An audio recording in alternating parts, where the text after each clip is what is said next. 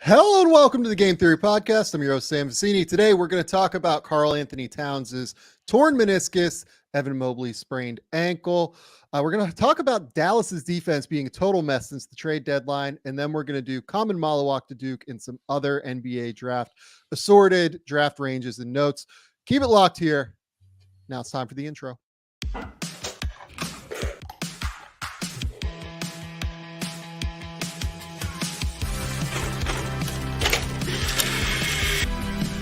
They do have a timeout. Decide not to use it. Way downtown. Bang! Bang! What is this going to be? Wow! Are you kidding me? Hello and welcome to the Game Theory Podcast. I'm your host, Sam Vecenie. But if you watch the tape, what you will see completely orchestrated this game.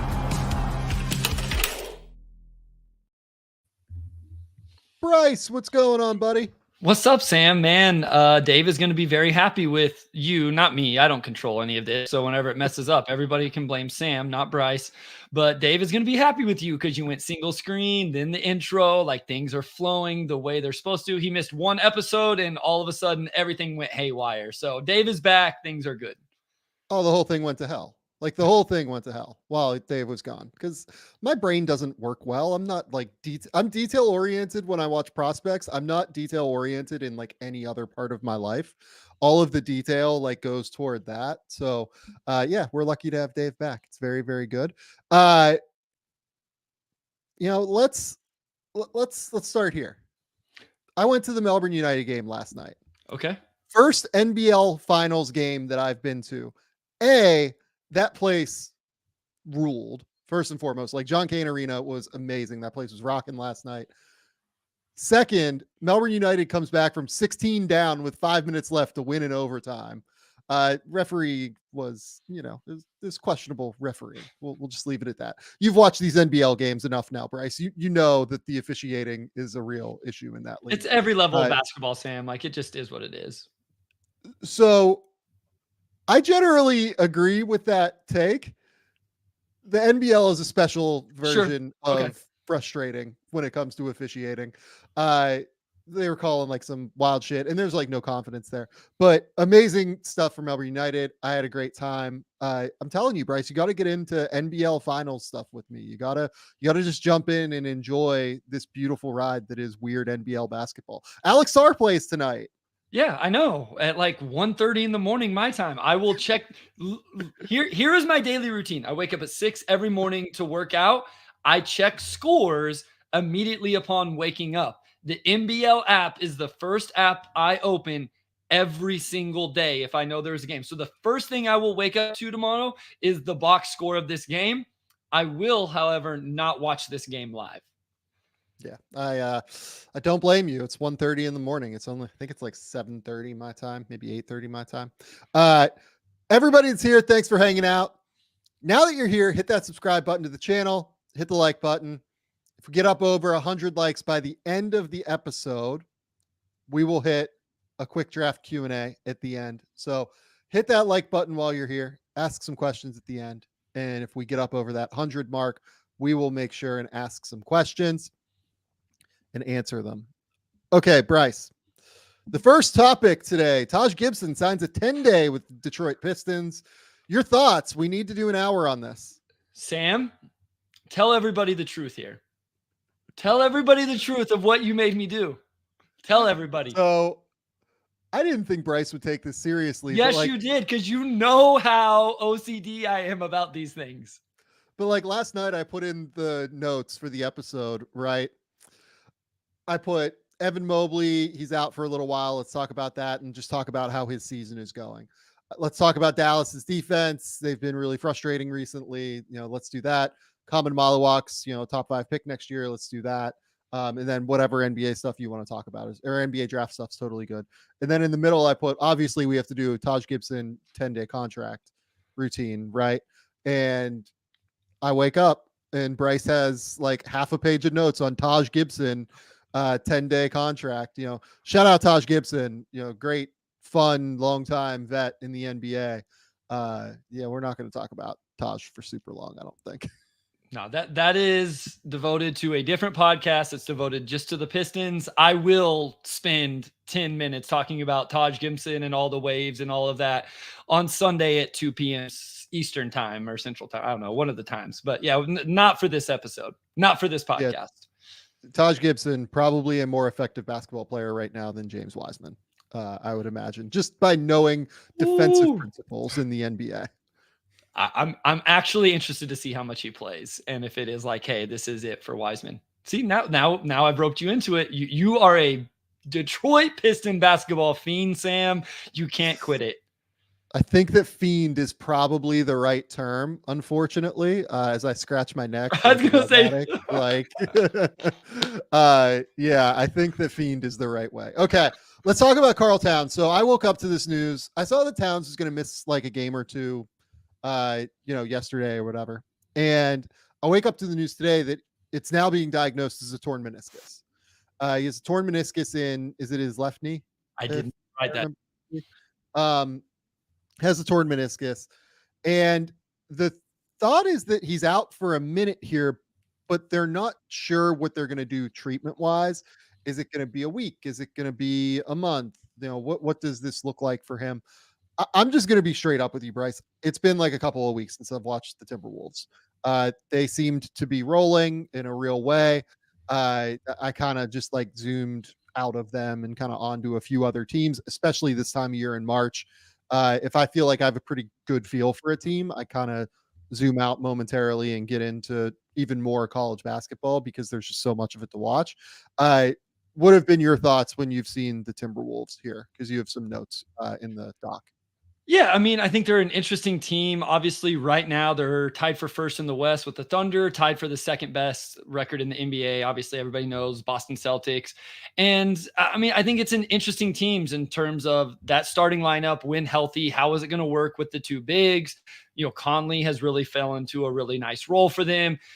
I've started to wonder, like Anthony Edwards. I think after the FIBA games, we just all said like, hey, he is going to he's going to be the dude you can count on in the playoffs. And I'm starting to wonder, like, is that for sure? And I'll be interested to see. Jaden McDaniels is what he is defensively. So when this news came out, I don't know what my trust factor in the Timberwolves was anyway, Sam. Going into the playoffs, I don't trust them over the Nuggets. Do I trust them over the Thunder? Probably not. Depends on matchups, those type of things. But now with Cat out, my immediate thought was if he's out for an extended period of time, because as we talked about pre-show, and we don't need to speculate, but meniscus things can be all over the place depending on the recovery and what the surgery or whatever it would be, however they decide to approach it. What do the Timberwolves do? Do you just move Naz Reid into the starting lineup? And I think, Naz Reid is a good player. He can really score the basketball, does a lot of really good things. Do you go small and Nickeil Alexander-Walker, who I think's had a really good season, really defends, do you move him into the starting lineup? Does that starting lineup actually kind of intrigue you a little bit more by being small and being able to match up with teams better? Then you still have Naz to come off the bench in his role.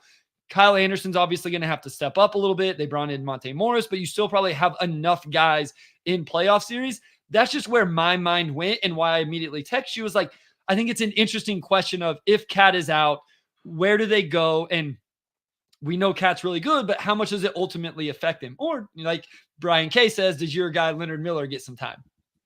Oh, I mean, I would love it to see some Lenny time. Let's get some Lenny time in the Minnesota area here. That would be fantastic, just for my for my curiosity, right? Like I want to see what it looks like, right? So Karl Towns and Rudy Gobert this season, they have played 1,244 minutes together according to play-by-play stats. They have a plus 8.5 net rating when those two are on the court together, a 120.6 offensive rating, and a 112.1 defensive rating.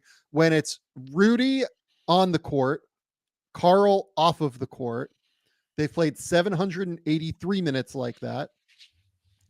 They have a 10.5 net rating, 113.8 on offense, 103.3 on defense, which is just like staggeringly low. When it's Karl on the court without Rudy, they've played 725 minutes like that, 5.5 net rating, 115.7 versus a 110 defensive rating. But here's the big number, in my opinion. When both Karl Towns and Rudy Gobert are off the court, Yep. and they have only played 244 minutes like this season, so not many, they have a negative 6.7 net rating. There you go. Right. And the offense just completely falls off a cliff. Yep. Rudy Gobert can only play so many minutes, right? That's the reality of how good, the Timberwolves are, right? They have built this thing around this like two-headed monster with Anthony Edwards, right? Being able to stagger those guys, being able to make sure that they have one of those guys on the court at almost all times, certainly all relevant times of the game. And for as much as we talk about like Naz Reid being this awesome backup big, he also like tends to play with one of them, right, on the court. So that's a very real issue, I think, is the fact that they're now going to have to survive 15 minutes a night in all likelihood, especially in the regular season, without one of those two on the court. And I'm going to be fascinated to see what those minutes look like. More than anything, like I think they can survive the Rudy minutes, and I think they'll be pretty good in the Rudy minutes at the end of the day. Surviving the minutes without either of them, I think, is going to make it a lot more challenging for them. Yeah, I think that's the rub. Absolutely. As somebody says, you get Karl-Anthony Towns spacing the floor at 42% on 5.3 attempts. Well, Naz Reid spaces the floor at 41% on 4.6 attempts. So you still have that if you move him into the starting lineup. It's those minutes that you're going to play without Rudy on the floor now. And just kind of some of the versatility overall, I'm sure people are going to question, what can Rudy do in the playoffs? Will he get played off the floor? And, we'll see. But you at least have the option to go Karl at the 5 if your offense, let's say your offense is really struggling, right? Like, is Jaden making shots? Is he not? You can always put Karl at the 5. And, that's is really, really useful to have those minutes.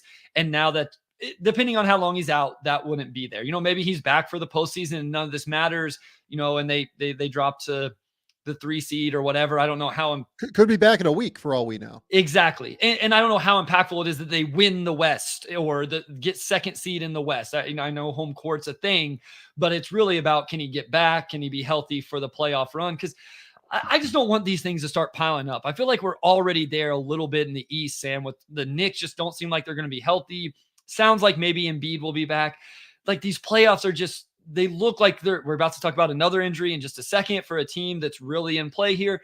And it's like, I just want to see the best players on the floor. We've made it through a whole season almost with Kawhi and Paul George staying healthy. I just want to see and find out all of these different guys and these teams and what it looks like in the playoffs when they're healthy. Well, and here's the other thing on the Towns injury. Be it that he's healthy for the playoffs, not healthy for the playoffs, right? The biggest thing that I've wanted to learn about the Timberwolves is, can they get late game offense? Yeah. Their late game offense has been a total mess throughout the entire season, in my opinion. They just really tend to stagnate. It feels like they don't get nearly as much movement. It feels like guys don't really understand like what the role allocation is almost. It's just very, very stiff and feels clogged toilety when I watch them, right? They're not going to get more reps to try and work through that. Yeah. If he misses substantial time. Even if he's back for the playoffs, then they're in a spot where, they haven't worked through, okay, Karl's on the court, Rudy's on the court at the end of the game, or in the last 4 minutes of a game, right? We have both these guys there with Anthony Edwards. Who's taking the shots? How is the offense going? To me, that's always been like the big question for them throughout the course of this season, even though they've been as successful as they've been, and they've been great this season. Yeah. I really do wonder what the impact of that is going to be, not getting those reps to continue to work through the late game offense struggles that they need. Yeah, because at the end of the day, that's what they have to figure out. You lined out the defensive numbers and what they can do there, but you got to figure out offensively in the half court. And if you don't, then it's just going to can Anthony Edwards be a hero in all of those situations? And maybe he can, right? Like that's why you have a guy like Anthony Edwards and, or can he create everything? And you at least have Conley standing in one corner and Cat standing at the top of the key. And if, they get open and those guys are able to knock down shots, but you would like to have a little bit more fluidity and movement and chemistry than just go save us in every one of these situations throughout a playoffs that you're hoping to make a deep run. Yeah. And look, they have a chance to make a deep run and we'll kind of see where it goes with them. This is a bad injury, though. Like, I think people often look at the Rudy and Karl thing and think, oh, how's this going to work in the playoffs? How's this going to go? Can they figure it out? The reality is that that's more of a structural thing than like a in-season thing. You know what I mean? Like that is okay. Is this going to work long term? Is this going to work moving forward? Is this the right way to go about building our roster for this season? Given the way that they have built their roster, undeniably losing Karl Towns is an enormous loss if he's out for any substantial period of time. Yeah. And I think they need to find out if this works or not, right? Like this is the second year of it. And we've seen a ton of success in the regular season this year. I think some people predicted regular season success for this roster, but we all know that you're going to judge this roster and specifically that tandem based on what they can do in the playoffs. Because if Rudy is quote unquote getting played off the floor in the playoffs, then what's the point of having Rudy on the roster long term? If you can't play these two together significant minutes in the playoffs, there's no reason to invest the amount of money and resources that they have into them. And so to me, that would be, this is a theme almost every episode, either with bad teams, good teams, middle of the road teams. You got to at least know, like coming out of this playoffs, you need some data on whether that's going to work or not. And for them specifically, even more than it hurting their chances to make a run, it really gives them no chance at figuring out, does this or does this not work? If you lose in the first round as the 1 seed, at least you get some data, Sam. Like you find out like this didn't work and we need to find a different way to do it. But if Cat's not even there, you have no idea. Like it's a built-in excuse if they get upset. Hey, we didn't have Cat. If we had Cat, we would have won. And then you may have to go a whole nother year before you actually learn a lesson. Yeah. And, now I'm going to have to watch Timberwolves games again just to see what this looks like. Right. Yep, for sure. So I'm going to have to find some time in my schedule. And in that vein, being an NBA fan is not easy a lot of the time. Late games, the number of games that there are every single night, it means sacrificing sleep. And the next day, you're going to be a walking zombie if you end up sacrificing sleep. It's a struggle to focus. You struggle to remember anything. And you're really going to have problems getting through the day without gallons of coffee. Then I found this little shot. It saved everything for me. Magic Mind became my morning ritual. It's portable. So whether I'm at home or on the go, I can get that energy boost whenever I need. Instead of drowning in coffee, I take Magic Mind alongside my morning cup and I'm set for the day. It gives me mental energy and focus without the jitters or the crash. Plus, I've noticed I sleep better, feel less stressed, and my creativity is off the charts. It's like my brain has been upgraded. This is all natural ingredients. The drink is filled with nootropics and adaptogens that reduce anxiety and even inflammation. Trust me, you got to try it. Head to magicmind.com/gametheory20 and use that code GameTheory20, GameTheory20 for up to 56% off your first subscription or 20% off of a one-time purchase. You're not going to regret it. Again, that's magicmind.com/gametheory20 and use that code GameTheory20. That's GameTheory20. Get the link in the description. All right, Bryce. Let's move now to Evan Mobley's injury. Man, Evan Mobley has sprained an ankle. It seems like he's going to be out for a minute here. Yeah. Like that's kind of the impression.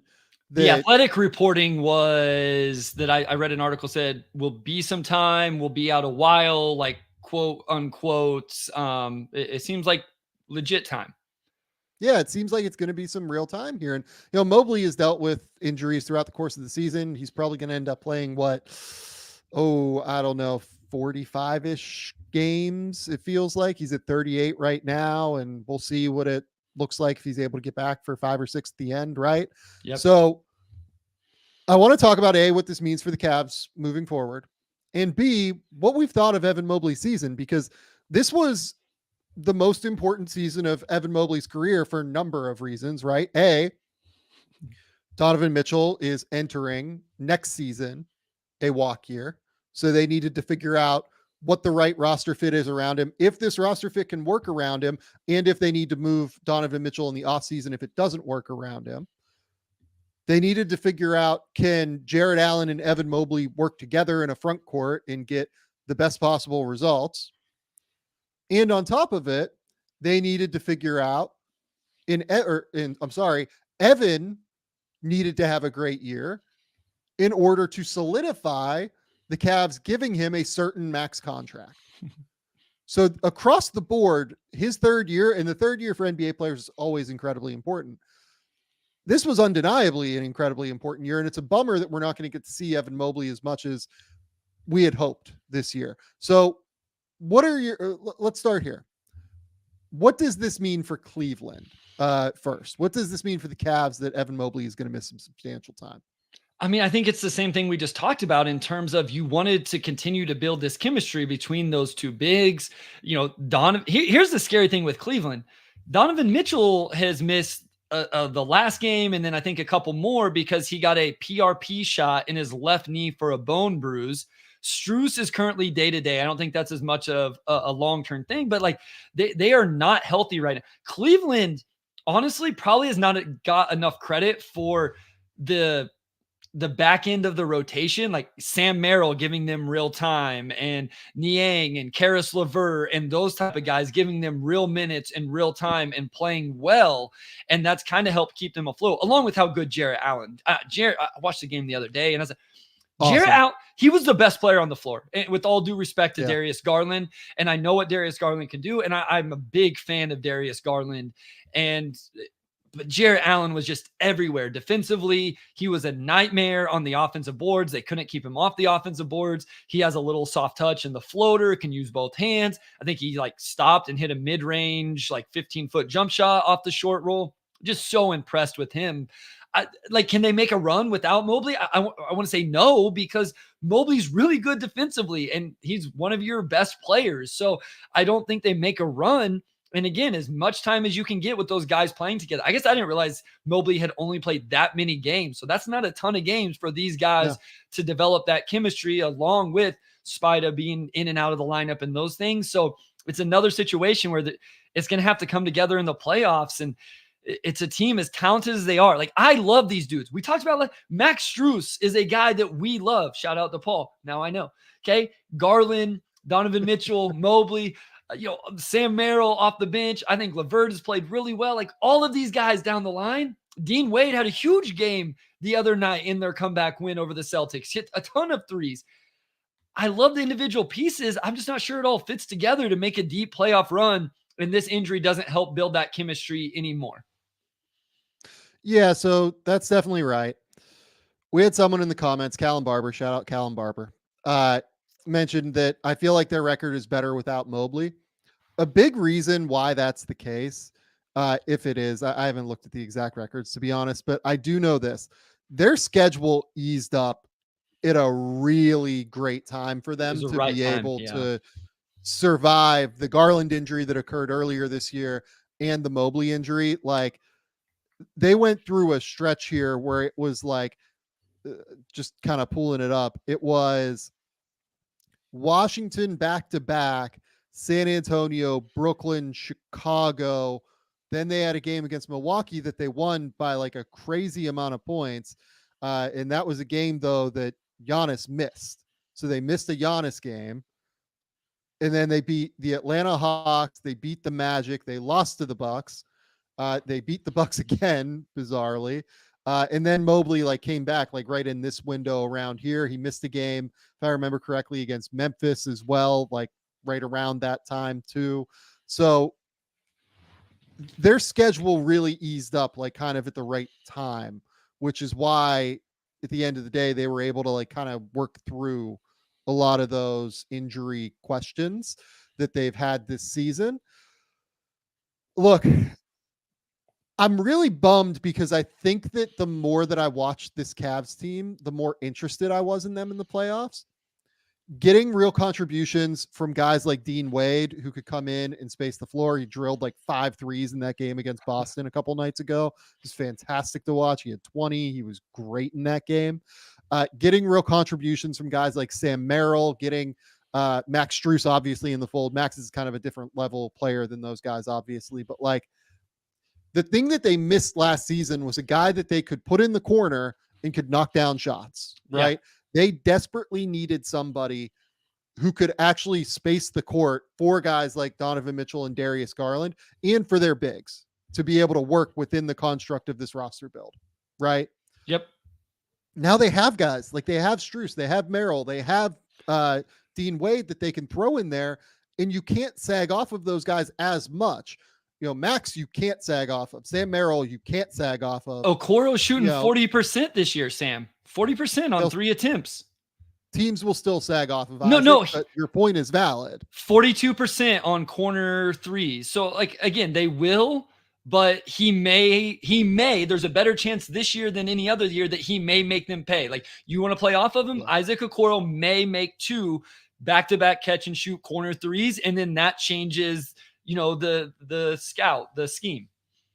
It's absolutely right. And like you said too, I know that if you look at like the advanced numbers, Jarrett Allen is having like close to as good of a season in some advanced metrics, like slightly worse of a season as compared to what he's had recently. I think Jarrett has been the most underrated player in the NBA. He's been awesome. Yeah. I think he has been so good every single time I watch him. He's clearly like carrying the load for this team on the defensive end in such a real way. I think he's been outstanding on that end this season. He's averaging 16 and 11 right now. He's playing great defense at the rim. I truly just love everything we've seen from Jarrett Allen this season. I love that experience.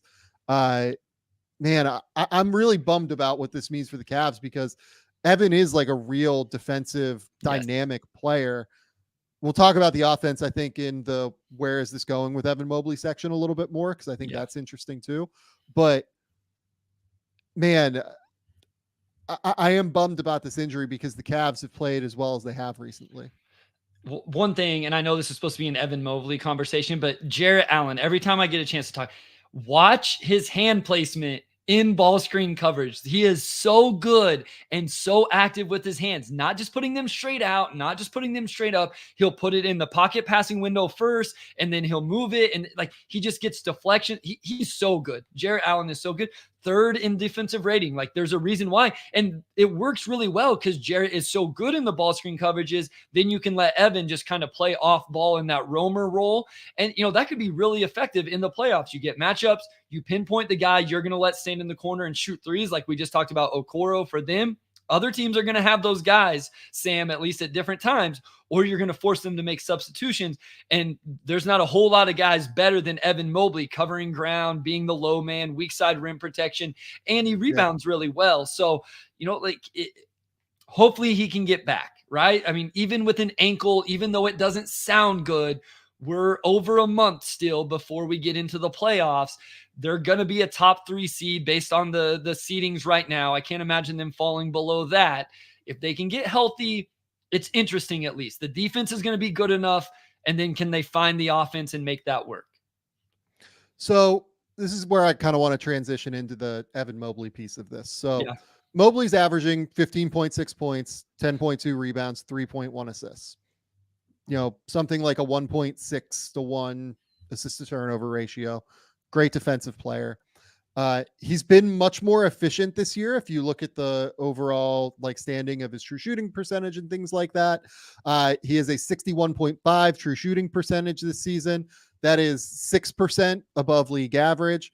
Last year, he was only 2% above league average. His rookie year, he was 3% below league average. So we've seen a nice steady growth in terms of his efficiency. Most of it comes from just general shot selection, which I'll talk about in a minute. But what has been your overall thought on this Mobley season when he's been on the court? Because I'll be honest, I feel like Cavs fans get a little bit upset when people feel underwhelmed by Mobley. I'm not underwhelmed by the player.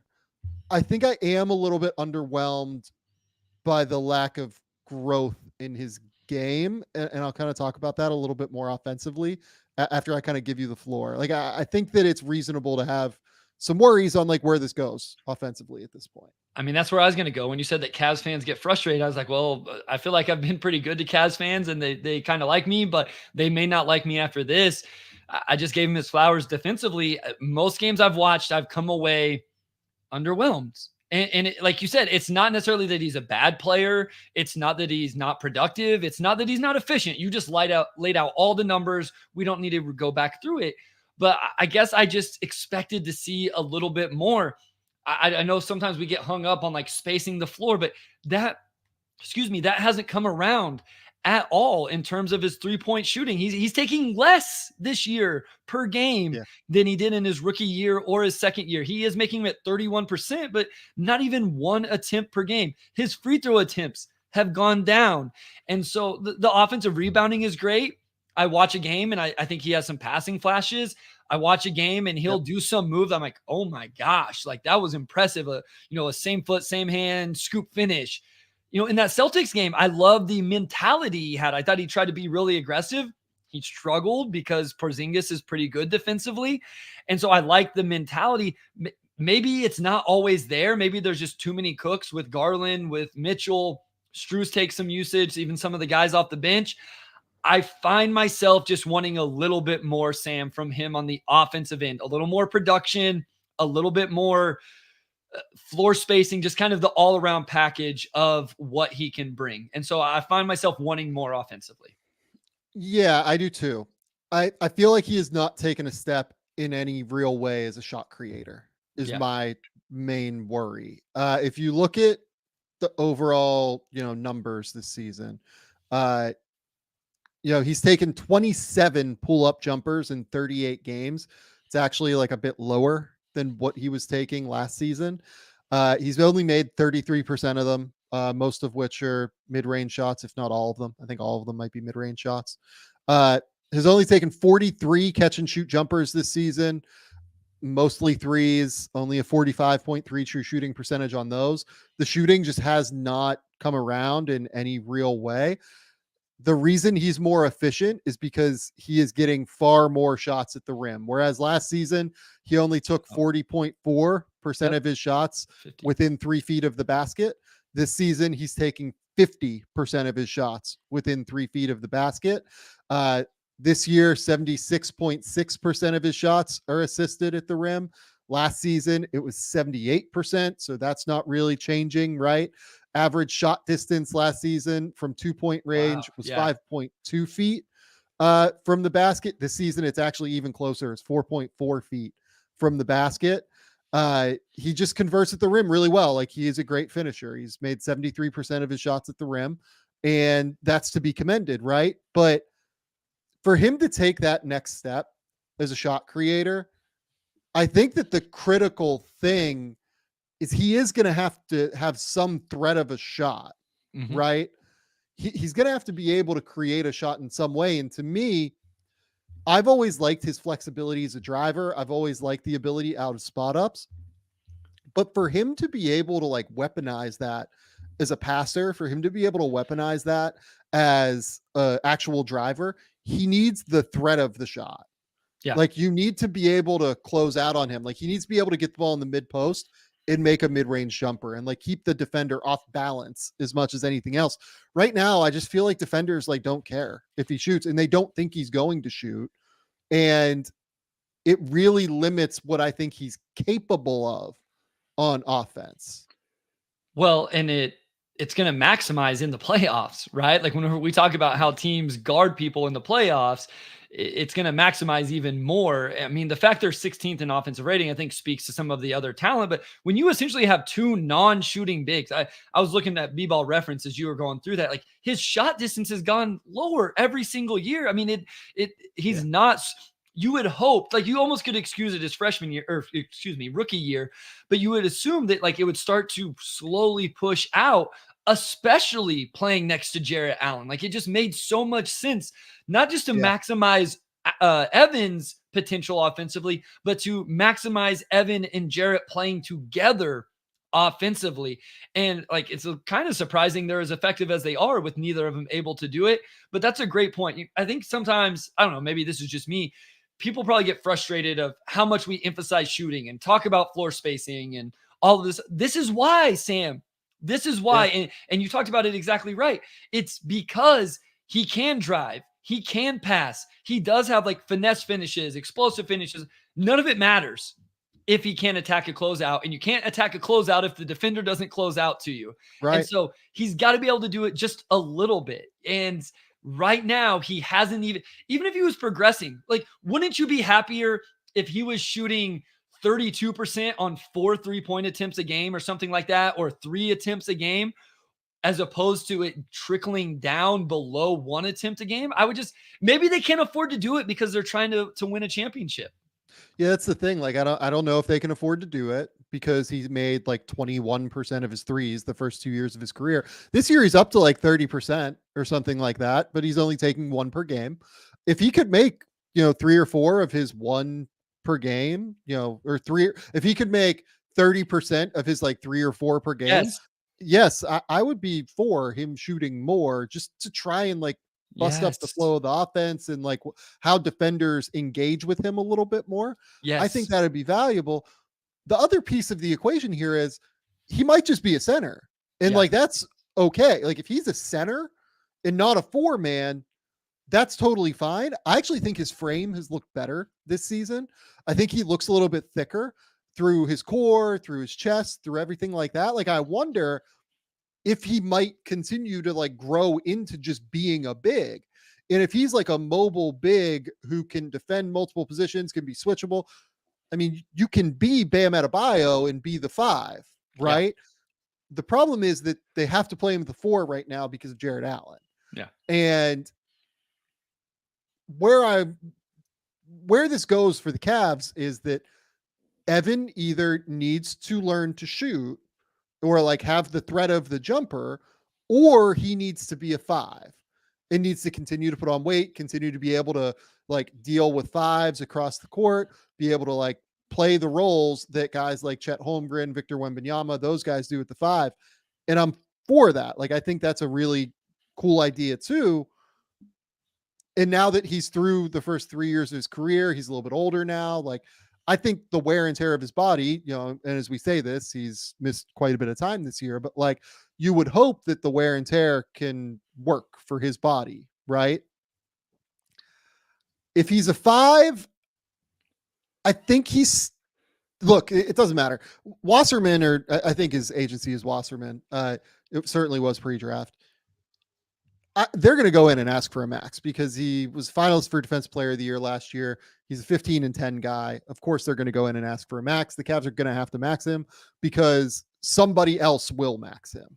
So, like, if they were to say, hey, yeah, go ahead, hit the open market, somebody's maxing him. No questions asked, right? Yep. Where I wonder if this goes is if they are going to have to make a choice on Allen and Mobley, and this playoff run is going to ultimately make the decision on it. And to me, like, it is, as much as we talk about Jared Allen being incredibly valuable and being maybe the most underrated player in the league this year, I do think you have to pick Mobley just because of the contract control, that piece of it. Allen has 2 years left at a real bargain number. Mobley would have at least 5 years left beyond this. To me, I do think you would have to see what you could get for Allen if it doesn't work in the playoffs this year with those two. And with everything we just said about Mobley spacing the floor and lack of progress, like, he still does offer more versatility offensively as a 5 than even Jarrett Allen does, right? Like, there's at least the potential to do some of those things along with just the mobility, attacking a closeout, all of those things. And so, yeah, I think, because like, we would believe in like, we don't think Evan Mobley's having issues if he's the primary drop coverage defender, and probably offers even more versatility if he's in that situation. As much as I like him playing off the ball in that roamer role, he can do all of the things we just talked about with Jarrett Allen as well. He has the length, as you talked about. It seems like his body's coming around a little bit more, where he can take the beating that it takes in that role compared to playing off ball. And so it seems like, as YouTube user says, not many 5s get and deserve rookie max extensions. Yeah. But also, like, not many non-shooting 4s are going to get that either. I mean, the name that comes to mind as we talk about this is Ryan Dunn.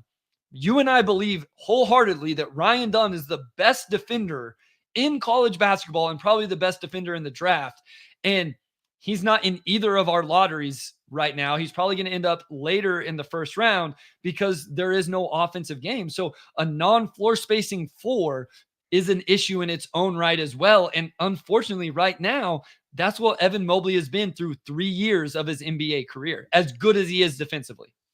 Yeah, and he's better than he's so Oh, far yeah. ahead of No, Ryan I didn't. offensively, to be Yeah. clear. Yeah. Oh, light years ahead of Ryan Dunn. I just was using it as an example, but yes. Yeah, but like with Evan, it feels like they mostly use him now, like as a roller in the dunker spot. They'll use him in like dribble handoffs and then like have him roll to the basket off of those. He'll cut from the corner a lot of the time. Like they will space him to the corner and then he'll just like time his cut perfectly. I like Evan Mobley's offensive instincts. Yeah, sure. It's just the skill needs to catch up. Like the shooting skill is going to have to be there at some point, or else he's probably a 5. And it's okay if he's a 5. Yep. But I don't even know that he's less valuable as a 5. It just makes it so they have to change their roster build around him if he is a 5. Yeah, I have no issues with him playing the 5 other than Jared Allen's really, really good on a really, really good. Like, think if Jared Allen was making more money and wasn't on this contract that I think we just said was one of the top 10 best contracts in the NBA. If Jared Allen wasn't on that contract, wasn't as good as what he's been, etc., I don't think any of us would have any problems with saying, hey, Evan Mobley needs to go play center for 30 to 35 minutes a night. There would be no issues. Yeah. The problem is for him to do that, you have to trade one of your 4 best players on a ridiculously positive contract. And there's some sting in that. Like there's a little bit of, I don't even want to say, it's not even risk. It just sucks. Depending on what can you trade Jared Allen for? Because maybe you go get, you're probably not going to get the right value, but you may be able to go get someone that really fits your roster. And it may end up being a win because Mobley's thriving even more as a 5-man. You trade Jared Allen for another wing/forward who does space the floor, play some defense, and your roster may make more sense now. Yeah. The space where Allen makes sense, I've talked about it before, I think is Memphis, but let's not like continue to focus on that just because to me it's about Evan and where his development goes this offseason. Like for Evan to reach a ceiling, it's going to have to be with the jumper. It's okay if he doesn't shoot. He's still going to be incredibly valuable. Honestly, like he still might be worth a max, even if he doesn't shoot it, but it makes it harder to build the roster around him if he doesn't shoot it at the end of the day. And, hopefully he gets back on the court this year. We get to see it in the playoffs again, because again, like we talked about Minnesota, this is a team that needs to figure out, can you win with Evan Mobley and Jared Allen on the court in the playoffs? Can you win with this 4-person core? Because they're under an even bigger time crunch than Minnesota is. With Donovan Mitchell.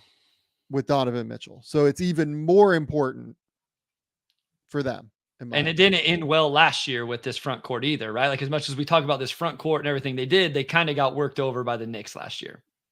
They did. They got absolutely wrecked by the Knicks last year. It was awesome. Awesome stuff by the Knicks. Okay. Let's move to Dallas now. So Dallas, since the trade deadline and since I proclaimed them to be a dark horse like title contender, and I really thought they had a shot to do it and get through the West and, not be like a favorite, but I had them like 4th or 5th in the West, right? It's been a problem. Let's go with that. It's been a problem for the Dallas Mavericks. Do you know what their defensive rating is since the trade deadline, Bryce? I do. It's 117, right? Is that right? In their last 10 games? Yeah. And then if you go since the All-Star break. Okay, I went last 10 games, so. Yeah. If you go since the All-Star break, it's 126.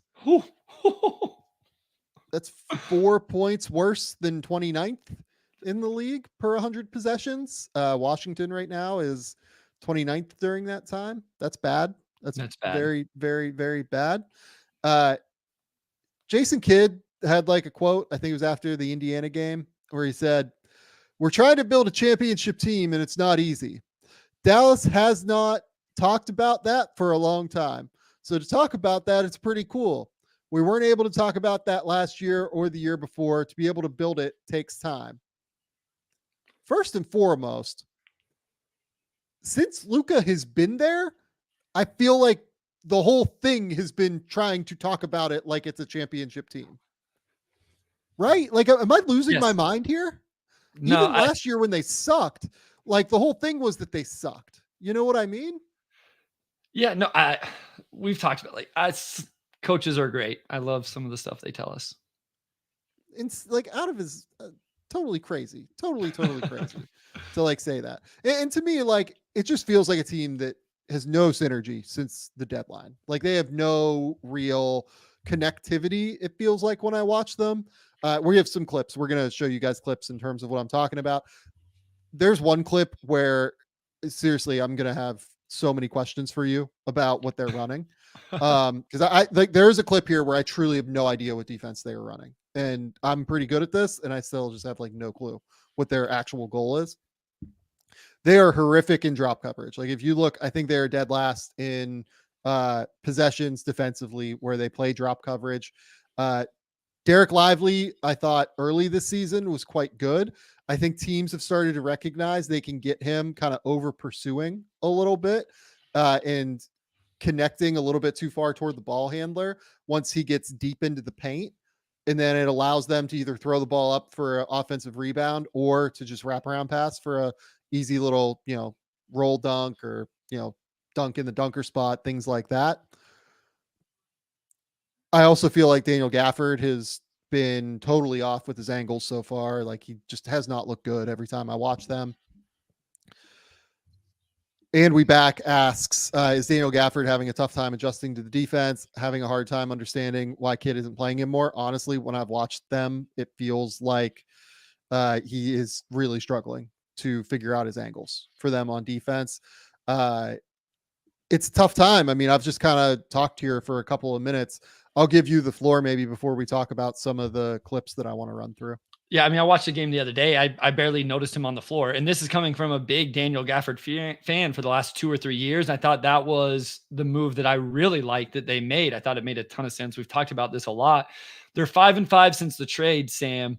Their wins, 35-point win over the Thunder. So remember that whenever we start talking about like net rating and stuff over this 10-game stretch, they beat the Wizards, they beat the Spurs by 23, and then the Suns and the Raptors.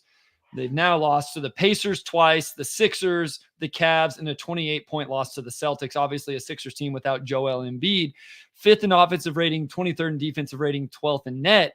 But when you think about that, like a crazy 35-point win over the Thunder, that was the first game after the trade, kind of skews the data there just a little bit. And, I think we got excited because they win their first 4 or something like that after the trade, and it looked good. PJ has not been good at all. No, he's been really bad. I think in the 10 games, PJ Washington is 45% from the field, 31% from 3. I mean, the only guys playing well, right? Like, here's the crazy thing, Sam. Luka and Kyrie are balling. Luka's 35 points on 53, 38, 83. Kyrie's on 27 on 52, 42, 90. They both played all 10 of these games. They've both played 36 plus minutes in this stretch. You said this. Remember, we went through this. When you go top 2 guys against a lot of teams, it's going to be hard to like say they're not right there. Who's their 3rd best player? Because PJ Washington's their 3rd leading scorer in this stretch, hasn't been good. Then it's Gafford. We just talked about him. Tim Hardaway Jr. has fallen off a cliff over the last 10, 11, 12 games. And so like it just, who's their 3rd best player? I don't know what the answer is. And so even offensively, as good as some of the numbers are, it's just because Luka and Kyrie are insane. It's not because these pieces are fitting any better. And then it's gotten worse defensively. So it's a little bit worrisome in a West that they are 8th right now, only a half up on the Warriors and 1 on the Lakers, 2 back of the 6th place Suns and 3 back of the 5th place Pelicans. So Keaton Arnold asked, does this reflect the defensive struggle in the backcourt? The answer here is yes, and we're going to kind of dive into this here with some of these clips. I want to make sure that this is the first one that I want. I believe that it is. Okay, so this is the one where I am truly unsure what their defensive strategy is here. I'm gonna let you watch it first. Yeah, let me. Yeah. I think what they're trying to do is like next like ball screen here. But I'm not sure if it's that or a zone. Either way, like watch them like frantically communicate, trying to like figure out what they want to do here. What is Josh Green doing? So I think he's trying to next. I think they're in zone. So the reason that I originally thought they were in a 2-3 zone, right? Like I was like, okay, this makes sense. So you've got Josh Green here at the top. On the left, let's call it free throw line extended area. You've got Kyrie on the right. You've got two guys in the corners, but it's hard to tell because, both the Pacers guys are, or no. Yeah. The Pacers have a guy in the corner here as well. Yeah, they do. Derek Lively, could just be sitting back, but then Lively comes up like he's going to try and guard the ball screen.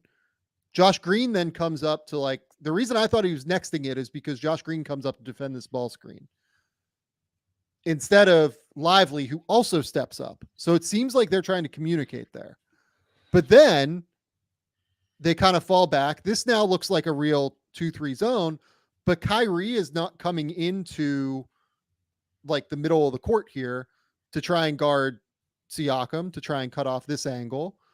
They're having Lively do it. That's leaving Tyrese Halliburton like wide open on the wing. And you can see that like they start pointing toward Tyrese, by the way.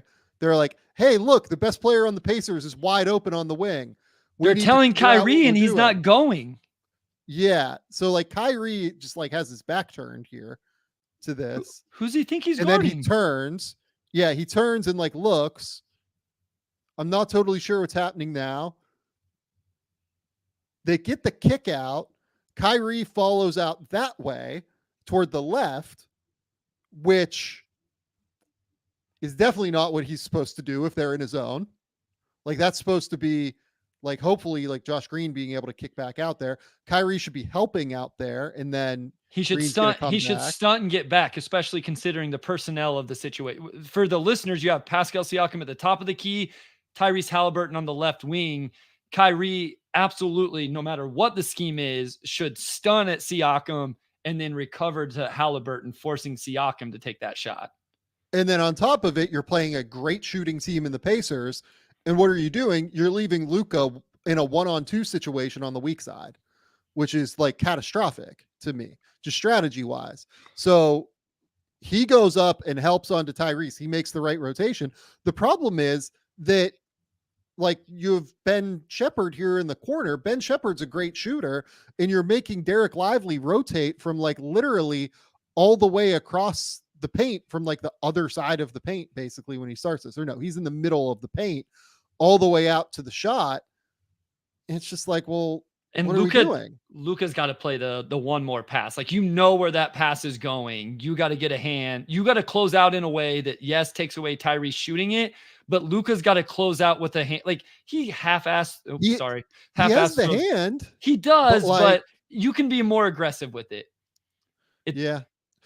But if you cut off that angle too aggressively on the pass, Tyrese is just going to step back. He's going to dribble to his right and step back and shoot. That's true. He is going to shoot it. That's I was thinking like maybe you force him drive into Lively and Josh Green, but you're right. He's just going to sidestep because look at Kyrie. What is Kyrie doing? Like Kyrie's still just touching Pascal at the top of the key, not getting any. I think this is a zone where Kyrie's just like chilling. See, but that's why I'm confused on it because Kyrie is like not operating. I mean, Kyrie's sort of operating like it's a zone, but like not really. I'm like all thrown off on exactly what the plan is here. Well, and as somebody says, the why of it is also a real factor here. Well, we haven't talked about this other side of the floor, Sam, and I think I just want to give it a little bit of attention.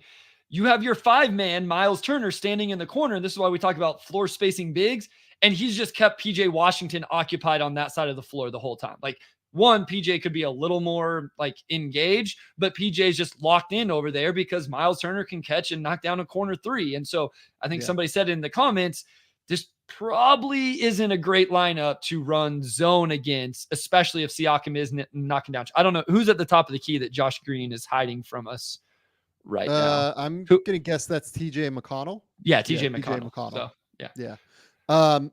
Yeah. I mean, this is just like catastrophic to me. Where the communication's all wrong. Like the call, if we think it's a zone, the call is wrong. If we think it's, nexting the screen, the coverage is wrong. Like across the board, it's all bad, right? So this next one here is Tyrese is going to take a screen for Miles Turner at the top of the key. And I want to point out here, look at the man in the weak side corner already.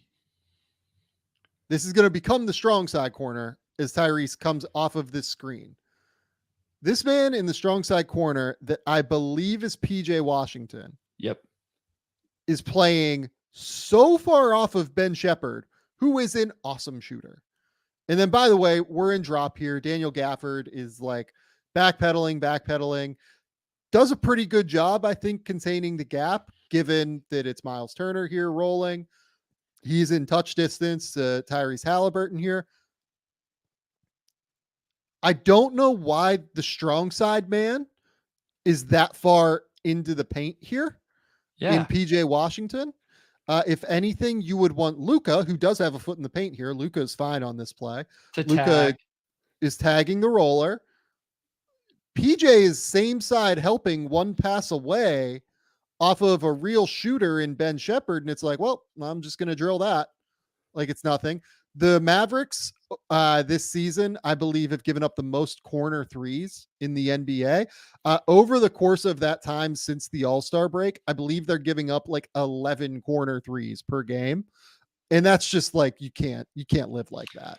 You know what I mean? The issue here is, one, like we all know this about strong side corner in general. Like you can be engaged, but you don't help out. Like the whole idea of the drop coverage is the big's going to retreat. You're going to let your man, like, but even if you commit to Halliburton, which kind of ends up happening, it's not your help. PJ's in no man's land. Even if they threw the lob to Miles Turner, PJ's not getting there. That is 1000% Luka's responsibility. And actually, like you said, Luka's kind of doing it. The play here look at Luka's body here. Luka is like in between Turner and the rim. Like he does his job here. He's like ready. If Tyrese throws a left hand hook pass to Nembhard on the what turns into the weak side wing, and Nembhard hits it, then that is a scheme issue that you have to change, not just like a busted coverage. This is 100% busted by PJ Washington.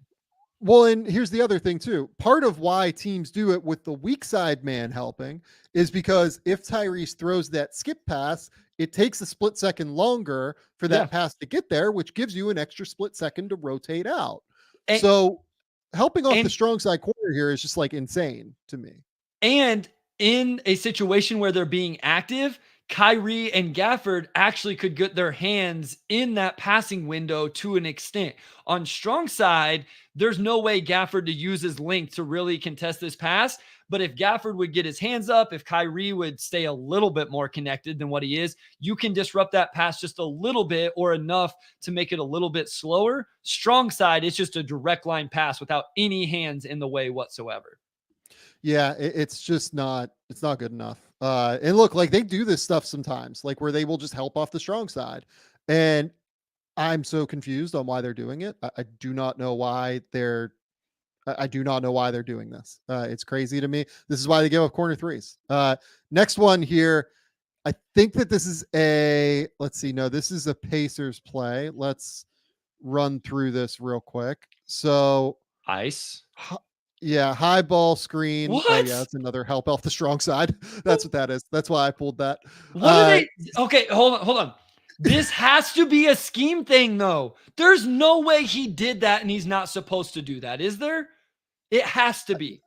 So what I'm wondering, so Kyrie is helping so early here into the paint, right? And why? Like it's Kyrie's been phenomenal this year on offense, but like Kyrie can't do anything on defense at the rim. He's just not big enough, right? Like Kyrie's great at a lot of things. He's not a rim protector.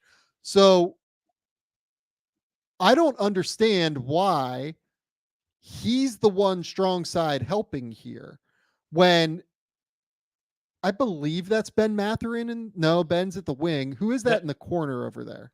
On the opposite corner, that's Siakam. Yeah, it's Siakam in the corner. So that's like the guy you want to help off of, even more than Nembhard. You would rather just treat this like a traditional drop. Did they get confused? Maybe they thought because Turner set the screen this way, and they thought that Halliburton was going to go around the screen traditionally toward the right. But I'm pretty sure they called ice. Watch who's on ball. Derek Jones Jr. Yeah, it's going to be Derek Jones Jr. on the ball. Watch Derek Jones Jr. So if we go back to the beginning, all the way to the beginning, I thought you could, I'm pretty sure that Gafford calls ice based off Derek Jones Jr.'s body positioning right here. And so everybody should hear that, because you're right. Initially, it looks like Halliburton's going to come off to his right, which would make PJ strong side corner stay home. I actually think that's Tim Hardaway Jr., if I'm not mistaken, at the bottom there. And then he would be the tag guy. I'm almost positive Gafford ices this, which then Derek Jones Jr. body language is what tells me that. And then that changes who the tag guy is. Well, the other thing that tells you that as well is the way Derek Jones Jr. sets up. Derek Jones is trying to reject the middle here. And Gafford's positioning on this side of the screen, not on the other side. They're absolutely icing this. Yeah, for sure. So with that being the case, they're forcing this to Tyrese's left. Yeah. They're forcing this so that Kyrie will be in the strong side corner. Yeah. Which means for Kyrie to be in the middle of the paint here is crazy. Yeah. Like, it makes no sense. And I do think that's PJ for what it's worth on the weak side corner there. Not Hardaway. No, I think Hardaway's on the strong side corner. Oh, okay. That's Tim Hardaway Jr., not Kyrie. Kyrie's guarding on the wing. Yeah, you're right. That's Tim Hardaway Jr. Sorry, Kyrie. Play it through, because like Tim Hardaway Jr. starts looking around like he's confused by what somebody else should have done. Yeah, like, does he think that like Kyrie should not be stunting in there on the dig? Oh, or does he think that like he shouldn't be digging and they should X? But you never X strong side. Yeah, he just at the very end he looks at Kyrie. You see him? He threw his hand up and looked. He did it right there. You see him? I guarantee you. Yeah, he did. He looks at, and this is one thing I think you can pick up a lot of things watching body language after. Right there. Yeah, and if you look at the bench and coaches, you can figure some things out whose fault it was. I would guess that he thinks Kyrie was supposed to rotate to the corner and then he was going to X out to the wing on the one more pass. Just structurally though, that's a catastrophic idea defensively. Like, that makes no sense to do, like, just to actually operate the defense like that. It makes no sense. Because right? Tim's not getting back to the wing. Look how deep in the paint he is by the time Halliburton makes the pass. So Hallie makes this pass. So look he where makes the pass here. He can't X out to the wing. Yeah, let's say it's Kyrie coming back here and supposedly Xing out the first half of the X out to Nembhard. Like, is he expecting then Derek Jones maybe follows up and covers Mathurin? Here's the thing. There are so many things that can go wrong there rotationally. Like, there's a reason that guys run like normal, or teams run like normal, like drop coverage scenarios and like help off the weak side as opposed to the strong side. A, it's to give more time to rotate, and B, it's just because it's like easier and more intuitive for these guys, right? Like, having to rotate. So like, let's say that you run like a normal drop, right? You have PJ, tagging in from the weak side corner. Yep. Making it so that Halliburton has to make that cross corner kick out to a non-shooter in Siakam. That should give PJ time to be able to close back out onto the non-shooter, Gafford time to recover onto Miles Turner, and then you're just playing defense again, right? In this case, what they're asking seemingly, and this now where I'm at here is this falls on Jason Kidd much more than Tim Hardaway Jr. as we go through this. What they're asking here is they're basically begging to have to get into like a scramble X out. Yep.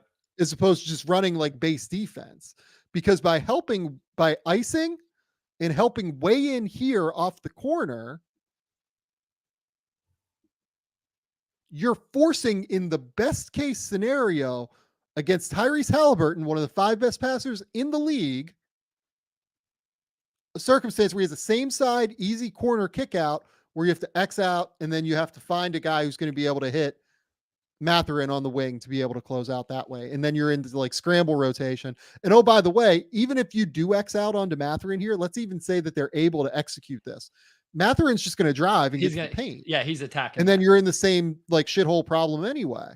Well, I mean, right? isn't the idea of ice and drop coverage that you don't get into scramble, right? Like you back up, you get one tag. Because think about the communication. They had to call the ice. Everybody had to adjust. Now Tim Hardaway Jr. is having to, if we're playing this world, this scenario, Tim Hardaway Jr. is talking to Kyrie. If Kyrie rotates, now he's having to talk to Derek Jones. Like, Derek, now you rotate to the, like, it's just a lot of communication. Doesn't sound that crazy, but in a split second, in the moment, there's just no way they execute what looks like was supposed to be the game plan. And here's the other thing too. Like, Tyrese Halliburton's a great player, unbelievable player. If he wants to try and drive in and finish over Dan Gafford, like, I'm pretty cool with that. Right. And especially Halliburton, who like doesn't have like an incredible mid-range game. Right. Like, this just seems like a failure of scouting. It seems like a failure of scheme. It obviously didn't execute the scheme here because Kyrie just doesn't X out. Like, you think they're still confused? You think none of the back end got the ice call and they're still playing it like it's the weak side? Like, this makes a lot more sense if it was the weak side. If everything would have went the other way, Hardaway tagging and telling Kyrie to play 2 and X out makes so much more sense. It's like they didn't get on the same page between the coverage at the top and the coverage behind it. But here's the thing, though. You should be able to adjust just by seeing it. Well, Derek Jones jumps to cut off the middle of the court so early. Yes. Like, that's an early. It's early. Like, ice call. Yeah, it's early. You can, I mean, it's not a late thing. Like, there's time to figure it out. So Kyrie should be in the corner here, and Washington should be able to like adjust and say, hey, no, I'm actually the weak side guy and I'm guarding Pascal Siakam. I should be there on the, 1 foot in the paint, as opposed to, both feet out of the paint near like the court logo. Right. Yeah. So no, this was horrific. Next one here. I think this is the last group of plays. So this, I don't want to absolve Luka entirely here because I think Luka is also an issue defensively. Absolutely. Philadelphia, I thought, did a really good job of attacking Luka and ball screens. What they did was they put Luka on Batum in this game in the fourth quarter. And then they asked Batum basically just, go up and set screens. And if they're going to switch, it looked like they were switching like 1 through 4. We're just going to go ahead and just go with that. Right. So they switch. Luka is now on Tyrese Maxey. That's obviously a bad matchup for Luka. They send the quick double here with Kyrie. Maxey hits the easy like short roll pass here to Batum. And now we're in 4-on-3. We've got wing shooter here. We've got Paul Reed in the dunker spot down beneath the basket. We've got Batum with the ball. And then we've got, is that Kelly Oubre in the corner? Yeah. Harris is on the backside and Oubre's on our side. Yeah, that's correct. That's correct. So now look at what they're doing. Luka is calling somebody because Paul Reed's running wide open at the basket because nobody's picking up Paul Reed. If you're going to do this, if you're going to switch, then double. I mean, there are a few different ways you could handle this, right? Derek Jones could fall back and Luka could try and recover back here at the ball while Lively kind of stunts there and forces Batum into problems. You could have Derek Jones rotate back to Paul Reed, which is, I think, what they're actually trying to do here is have Derek Jones rotate back and have Luka go out to Kelly Oubre and just have Derek Lively defend the ball here. And then you're back in, 5-on-5 defense, right? Instead, Luka points. Derek Jones doesn't rotate, and that's a wide open dunk for Paul Reed. Bad, Bryce. This is all bad, is what this is. Again, you get the switch here. If you're gonna do the double here,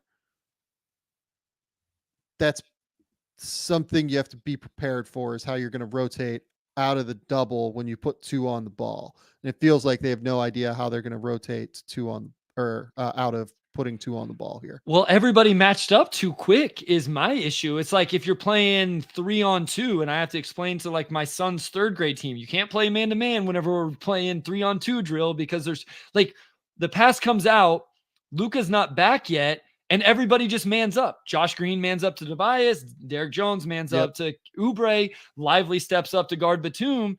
And like, yeah, you could argue that Luka should be a little more aggressive and, you know, whatever, but you have to stay in quote unquote zone. You are 4-on-3 until Luka gets all the way back and everybody's matched up. And they just flat out don't. Watch Josh Green even. And this isn't Josh Green's fault, but he just goes and hugs up to Harris. Like, we're not back yet. I think this should be an easy Derek Jones Jr. to read Luka to Oubre, or Lively stunts. I don't know if he gets back or not. Like, I mean, maybe you just give up the mid-range to Batum, but you can't give up a wide open dunker spot. What you have to do here is you have to do it the second way I explained it, is Batum catches here. By the way, I think Green has to go back out to Tobias Harris. Tobias Harris is a 40% three-point shooter on open catch and shoots. That's a same side kick out. Like, he has to go back and guard there. The problem to me is Derek Jones has to rotate down and be aware of where Paul Reed is. If you're going to put 2 on the ball, you have to be able to play 4-on-3 defense and be aware of where you are. Gibbo in the comments asked, was it a double or was it Irving switching back and Luka just wandering around? So I think that was probably the goal, was to do that. But the problem is that when Tyrese has a live dribble, which is he does whenever they execute, like the ball's on the ground right now, when they execute this, the problem is that it's going to be really hard for Kyrie to be able to contain that without Luka there, because if Kyrie just comes here, his momentum is going toward the sideline as opposed to the bench sideline. Tyrese is just going to be able to drive that, going like toward his front foot, right? Like, look how far out Kyrie's front foot is. That's just like too easy for Tyrese. Even if Luka like recovers backward immediately, that's just like instant penetration for Tyrese Maxey. So to me, it's, the way it operates is the same as when you put 2 on the ball on a ball screen, which is what they're doing here. And you have to figure out how you're going to guard 4-on-3 on the backside. Well, and I think in general, the idea too is to get the ball out of Maxey's hand. So that's why you double it for a second to actually get it out. But yeah, that's the whole goal here, is you're trying to get the ball out of Tyrese Maxey. It's not that complicated to get back out, right? Like, if Jones is a little more aware here, and like maybe Lively has to communicate that he's back there, but Derek Jones Jr. should know Luka actually is. I will say this too. I think a lot of these issues are like backside communication issues, and having a rookie back there is probably a problem. For them, right? It's a real problem for them. Like Lively never no talked idea. to him. Yeah. Derek Jones has no idea that guy's there. So to me, like, we can point to Derek Jones, but Derek Jones thinks he's guarding, Oubre here. It's hard. Like, it's really hard. But like, to me, this is probably on Lively on some level too, for not communicating, hey, I have to step up here. I have Paul Reed. Someone go grab Paul Reed, kind of thing. And Luka tries, but again, like this, the whole scheme that you're attacking here is you're trying to attack Luka, and they're successful. So this is literally the next time down the court, this next play. Again, they set the initial screen with Paul Reed, and then they have Batum come up for the second screen. I don't think they actually totally know what they're running here. It looks like they're kind of not switching now and that they're in drop, but it would be weird to communicate that like in between plays that you're just like totally changing the coverage here. But the way that I think is that Green or Exum? I think it's Green who fights over the top of that screen. That says they're in drop. And then, just look at Luka, like just tracking back and like not really giving enough effort tracking back. Right. It's just too easy against Dallas right now. It's a beautiful little pocket pass by Tyrese to get the ball to Batum, going downhill into the middle of the paint. And again, you set the screen so high. Luka, I think Luka thinks this is a switch, don't you? With the way that he steps out, maybe not. He might think it's drop. What do you think?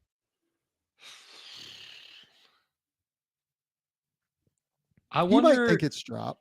I wonder if it's that far enough out if they thought he could just drop and just stay long enough for Josh to get back. That's what's throwing me off. The fact that he's 27 feet from the rim dropping. That's like typically you drop it, 23 feet. You're going to do like more of a catch drop, like at the 3-point line. Yeah. I think they don't have any synergy in what they're trying to do. And then Luka, has to track back here where he's just nowhere near attached to the big, which is he needs to be as the drop coverage defender, right? So then they have at least somebody guarding Paul Reed on the baseline here.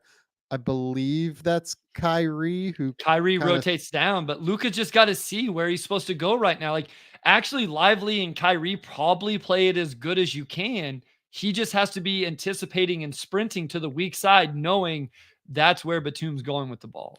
So it would depend for me on, Derek does step to the ball enough to where that's like a tough mid-range shot. Yeah. I think they do probably defend it as well as they can. And then Luka has to just get out there. But I guess I think I would like to see,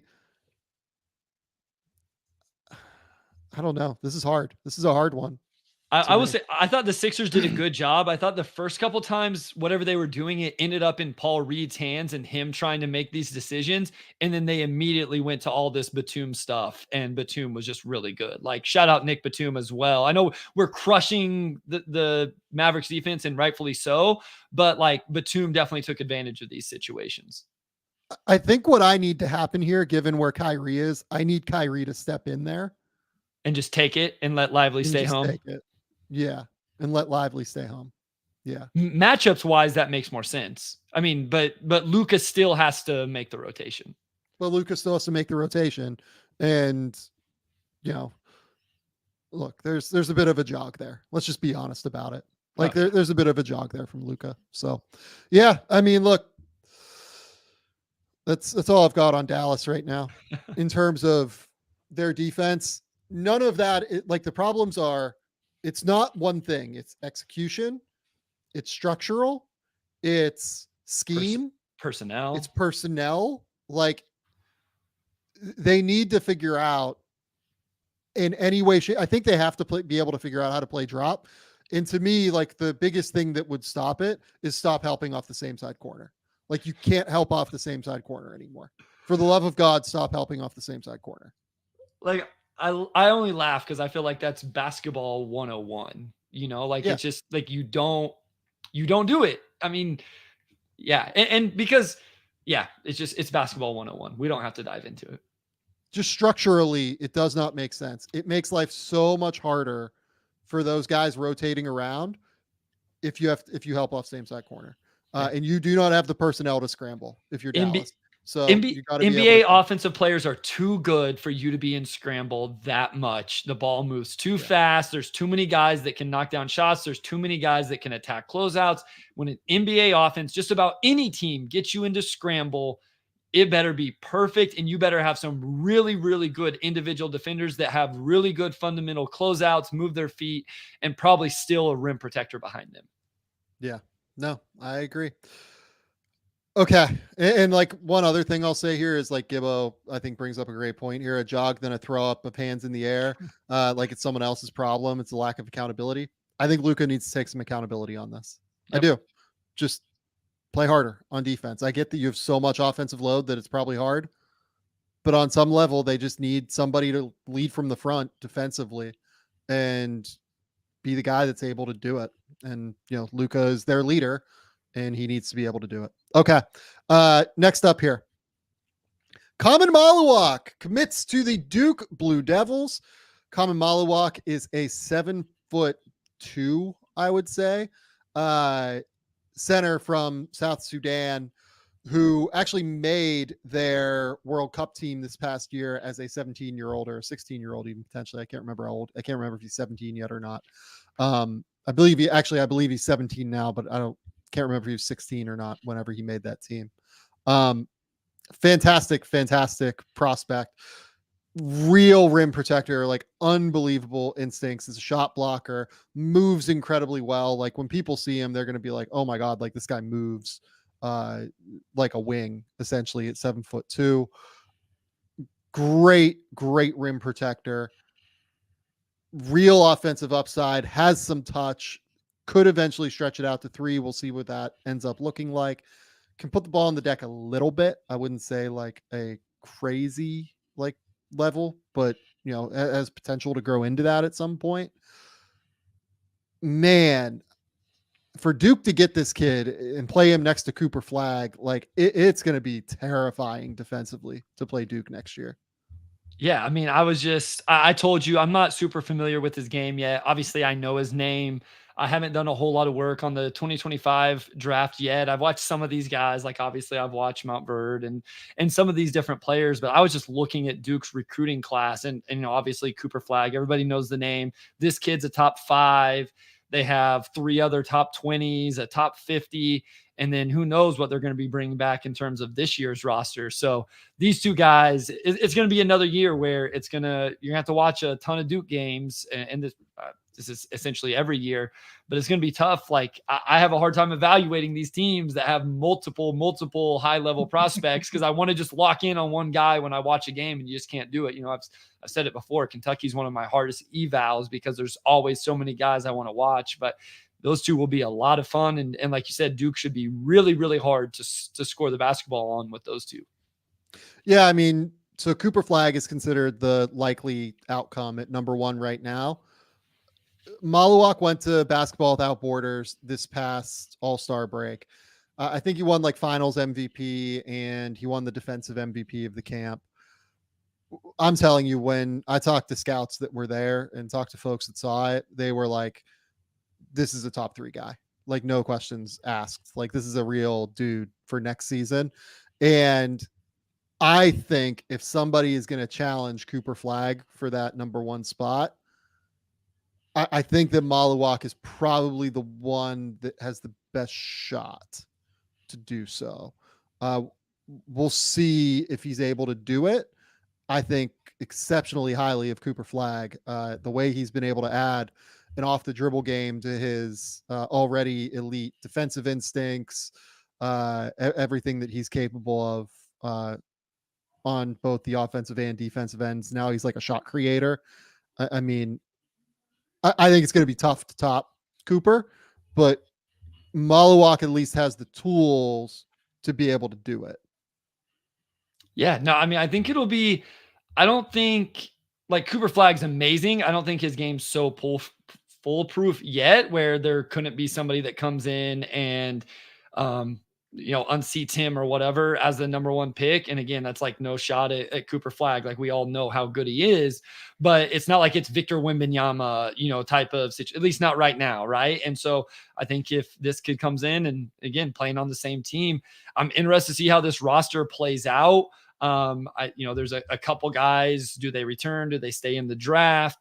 I'm interested to see what the backcourt is. Like, I think I'm fascinated as I look through this, like who are the guards that are getting these 2 guys the ball in these situations, are getting them the ball at their spots.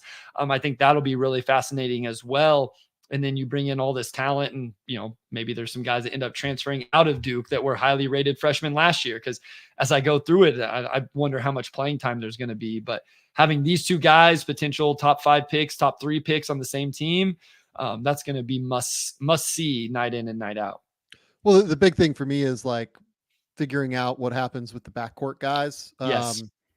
I'm kind of assuming Jared McCain leaves at this point, just given what he's been able to do so far as a freshman. But Tyrese Proctor has been pretty good over the last 15 games, like real chance he could go. Yep. Jeremy Roach has a year left. Okay. If he wants to return. Caleb Foster, I assume, will be back. I think Caleb Foster is more of like a 2 guard than a true 1. But if they get Proctor back, this is the number 1 team in the country. I think, like no questions asked. Assuming if they get Proctor and Foster and Roach back, it's like the clear number 1 team. I'm fascinated to see what happens. You mentioned the front court guys, right? Like they had 2 guys that I really liked coming into this year, Sean Stewart and TJ Power. Yeah. Look, we live in an era where you never know what it's going to look like with the transfer portal, right? Yep. Like if either of those 2 kids left, I would not blame them given what Duke has coming in. And that's even talking about like Isaiah Evans, who, can play the 3, and Con Kneppel, who can, play the 2 and the 3, right? I think Con, by the way, is really good. Like really, really, really good. Gonna be an awesome player at Duke. So yeah, I'm fascinated to see what they do, all these kids, because it's a loaded roster regardless next season.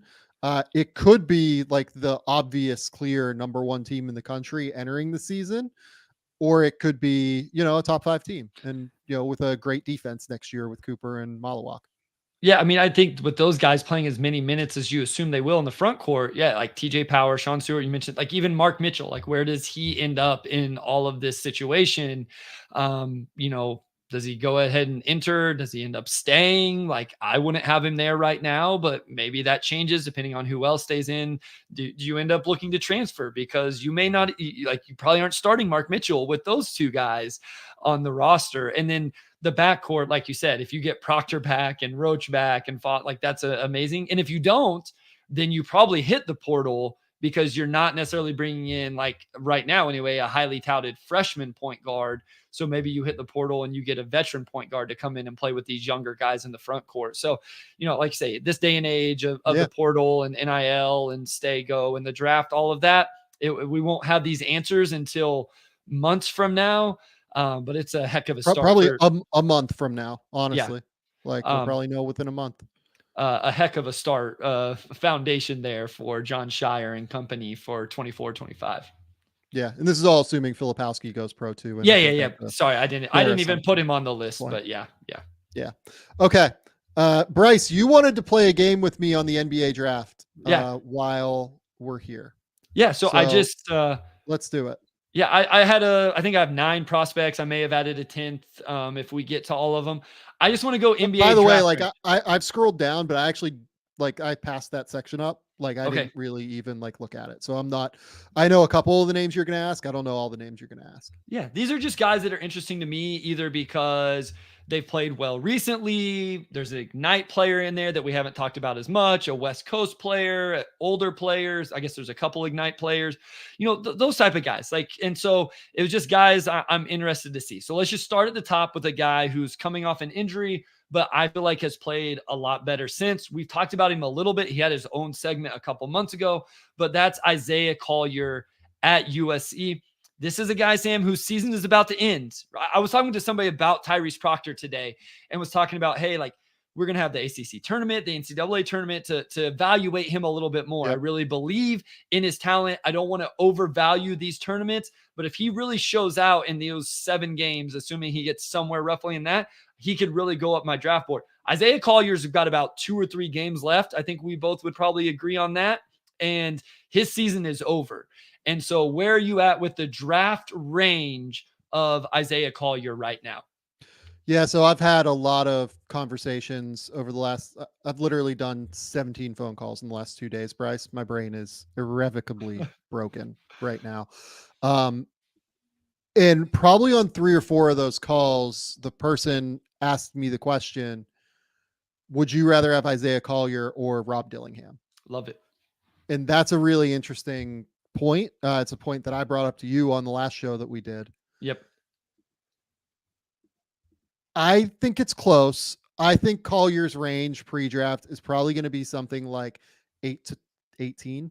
Okay. Something like that. I don't think he will fall outside of the top 20. I think I'd be pretty stunned by that, to be honest.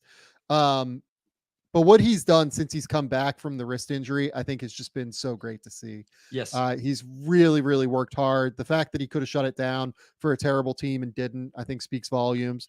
Over those 7 games, look, USC is a bad team. They're 3-4, but he's averaged 20.6 points, 3 rebounds, 4.1 assists, 2.3 steals, shooting 48, 36, 68 from the field.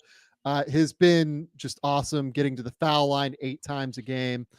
This is the exact kind of close that he needed to the season to remind people why they were so excited early in the season about Isaiah Collier.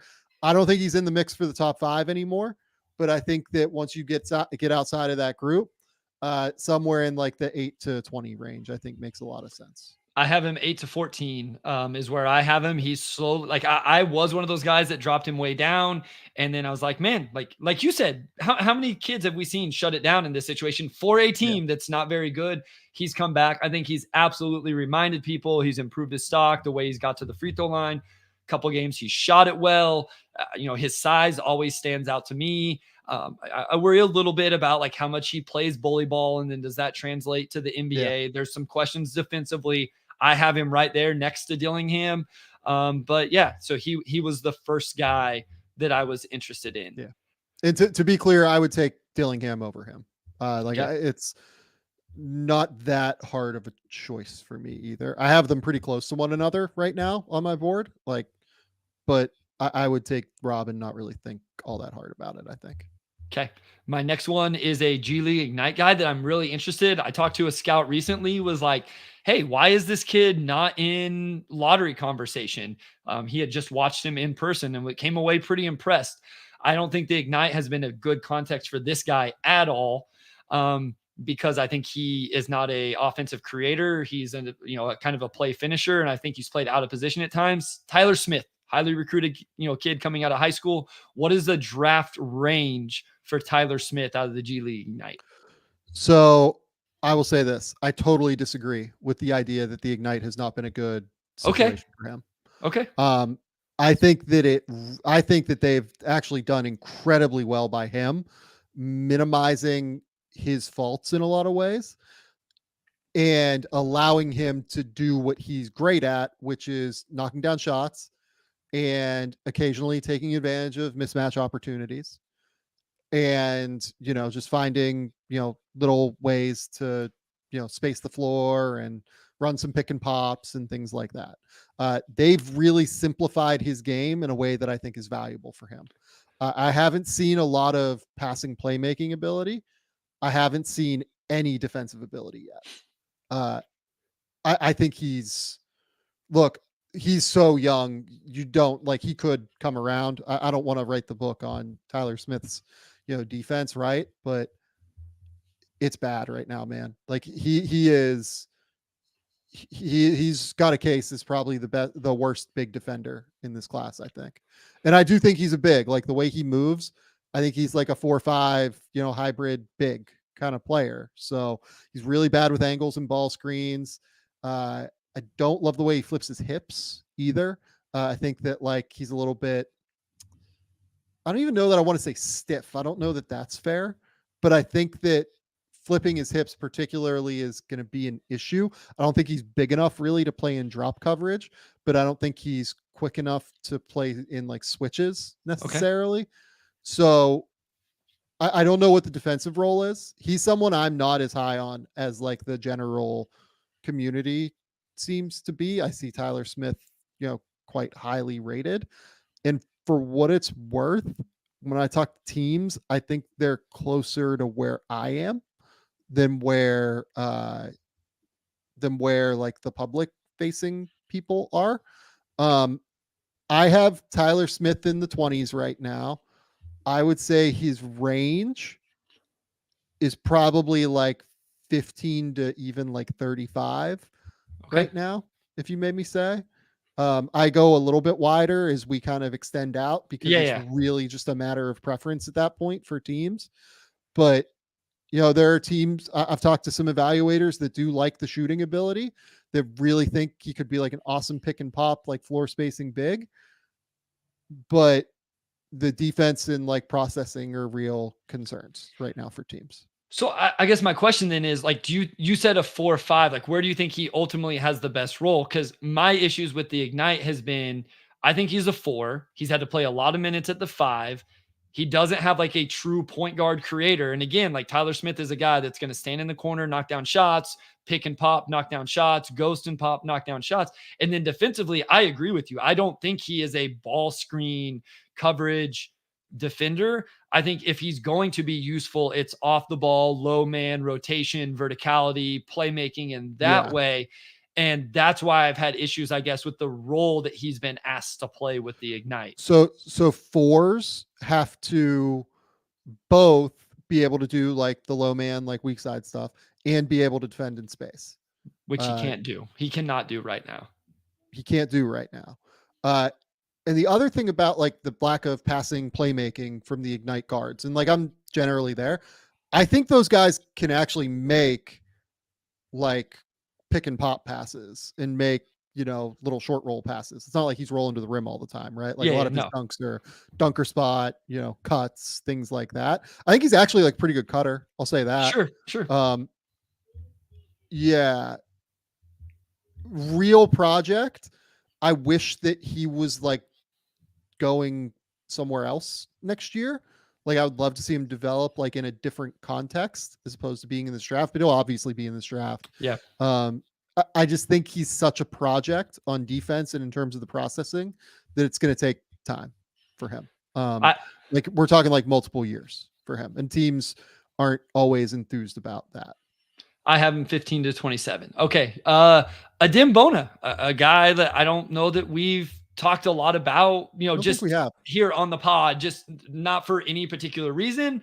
We just haven't necessarily done it. So he is a guy, a big man out of UCLA, another team that, on the West Coast that hasn't had the type of year, coming into the year, Sam. I mean, you may have, not known, but you had some of these overseas players with Ademara and Berke and even Jan Vidi. Like there was some more names that I think we thought were going to be players in this.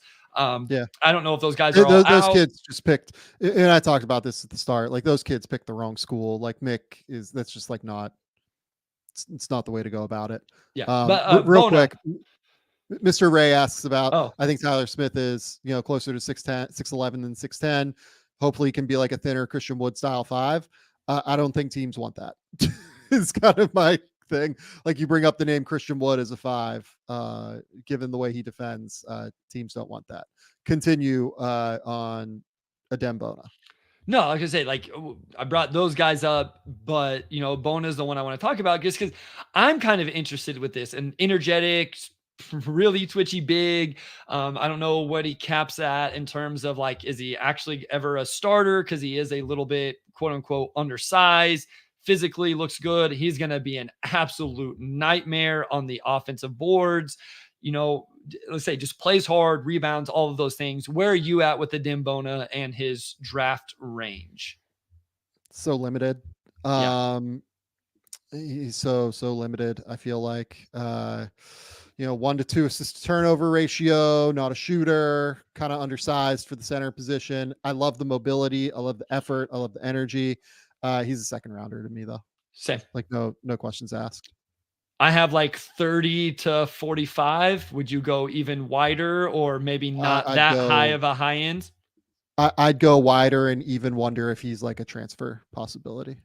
That doesn't come from info. That comes from me speculating like, hey, this has not been a great UCLA season. It could make sense for him to kind of go, somewhere else, maybe try his luck somewhere else. Everything like that. So, yeah. Older player here, Kevin McCullough Jr. This is a player we have talked about a little bit at times. 6 year in college, having a great year for Kansas. Some knee stuff has snuck up. I saw that maybe it didn't end great with the K-State game the other night as well. 3-point percentage is better, but still maybe not what you would want to see. My personal thoughts is a lot of the offense that we're seeing this year, even though it's awesome and is working in college, doesn't necessarily translate to the NBA. Has entered twice already. Here'd be my other question for you. Have you thought he's been as good defensively this year as he's been in the past? No. I don't either. I think as the offensive role has increased, his defense has decreased a little bit. So, yeah. I was just going to say, because this is another guy where I'm probably way different than the public, and I didn't realize I'm part of the public, but then everybody else in the public. I see a lot of Kevin McCullough in the lottery, a lot of least mid first round. I have him early second, maybe late first, depending on team context. And I feel like I'm a little bit low compared to the consensus. So yes, we are both lower on him than the consensus, but I've been lower on him the whole year. Like there has not been a point all year where I've had him in the top 20, despite the fact that like everybody in the public sphere outside of me seems to have him in the top 20. Over the course of his, it looks like 13 games since December 30th, I think he's shooting 29% from three over that time. On top of it, like, we need to be real about the injury history here. Teams Sure. are not going to like the fact that he misses time and just like, I can't remember a season he got through like fully healthy. You know what I mean? From the ankles, he has the bone bruise now. I think it was his Did he have back last year or the something. back injury last year near the end of the year? Like, there's just a lot there that I'd be worried teams will pick up on. I'm going to throw a wide range out, and I think people will be mad at me. And it's purely based off the injury history. Like, I would say his range probably starts around like 18 or so. It's not impossible somebody goes for it, I guess, around that range because it's so wide open. I would even go down to like 45 with his like low end. I really would, just because of the injuries. Like, we don't know what NBA teams are going to pick up on, like, in terms of like the structural integrity of his body. Honestly, like, if like it goes bad with that, like, undrafted is not it's not like impossible for him, but I would say like 18 to 45, just because that feels more fair.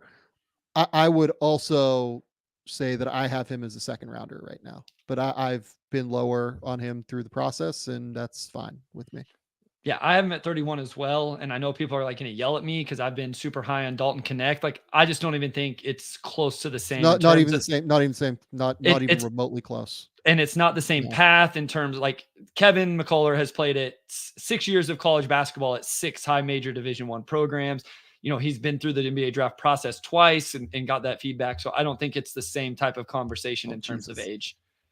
He hasn't been to 6 Division I programs. Jesus. Sorry, my bad. 6 years.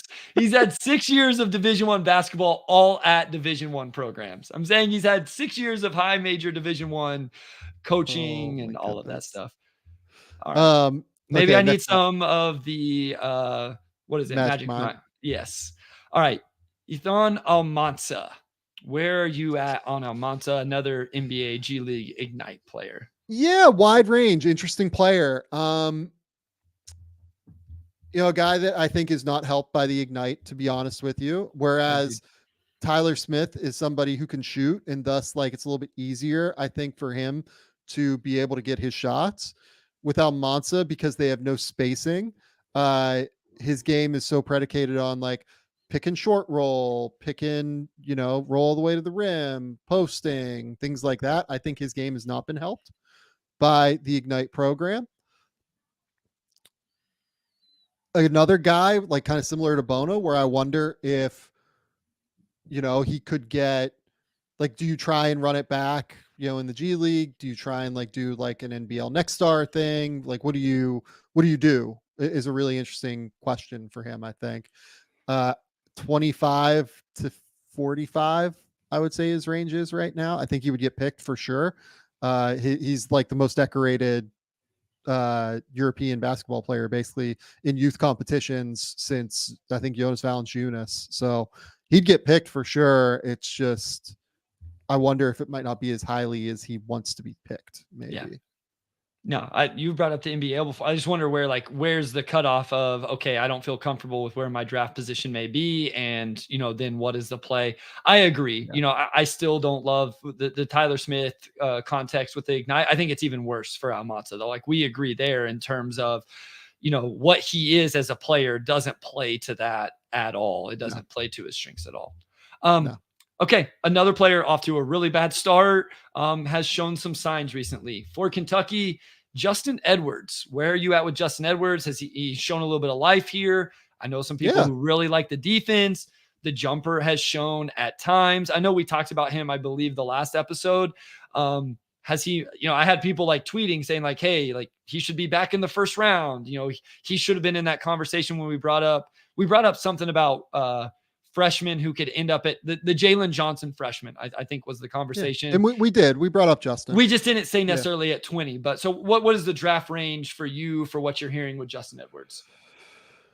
Yeah. So I do think he's definitely going to get drafted now, which I think at one point was like a real question. I guess I would say like 20 to, 45, something like that, depending on how the season ends. Yeah. Like if you look at the numbers like on their face, they aren't catastrophic. Like 9 points per game, 49, 37, 77. Like his very clearly like played a role at Kentucky, and it's just very limited, right? Like the processing has looked a little bit slow. He's been a step slow on defense for a good portion of the year this year. I think he's getting better as the season goes on. The fact that he's getting better as the season goes on, I think is like a really important factor for him. Yep. It does give teams like real hope that he could be a real dude, but it's a wide range. I'd say like 20 to 45. No, I like it. That's kind of where I'm at. I probably got a little too sour on him, or maybe rightfully so. Like he was way down my board at one point, but I mean, credit to him for responding, overcoming some at least individual adversity for him and what he was supposed to be, and then finding his role on a team of a bunch of big time names, big time players, and he's found a way to contribute and be a part of that. He's a player. Like, again, I know we don't ever want to overcompensate for conference tournament, NCAA tournaments, but if he really shows he can thrive in this role, knock down shots consistently, and I think really be an impact on the defensive end, I could see teams, kind of buying into that a little bit. Yeah. No, the defensive side is key for him. He needs to really be able to defend. Early on, I thought he looked like really lost off the ball. I think it's gotten a little bit better over the course of the season. So yeah, like we'll see where it goes. He's a guy that like the pre-draft process, I think will be quite important for, and how Kentucky's season ends will be quite important for him. Okay. How many more do you want to do? I have 4, but two. Perfect. Okay. That's what I wanted to ask. My guy, Peyton Sandfort at Iowa, first triple-double in the history of Iowa men's basketball a couple weeks ago. You look at the shooting numbers, it's 37% from 3, but he's over 90% from the free throw line this year. And I think Sam, and this is one of those, I've told people before, some guys I watch more than others. I've watched a lot of Peyton Sandfort over the last couple of years, and so I'm very familiar with his game, but I've seen all of the improvements, like rebounding. He can pass. He's shown growth defensively, even if there are going to be question marks.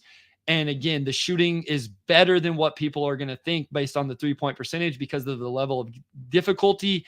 And he's shown some abilities to attack closeout. So where are you at, Peyton Sandfort, and his draft range? Real quick on Justin Edwards before we get to that.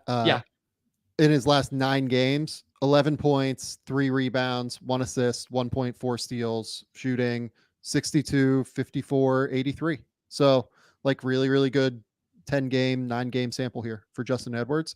Okay. So Peyton Sandfort, when you're that good of a shooter, I tend not to rule out first round. If he goes and like burns the nets down in pre-draft workouts, that would be like a real thing that will swing teams. I've also really liked the second half of his season. I think that he's shown that he can do more than just shoot it and be like a true floor spacer. Look, the 10 assist game was an outlier, but like, I don't think he's a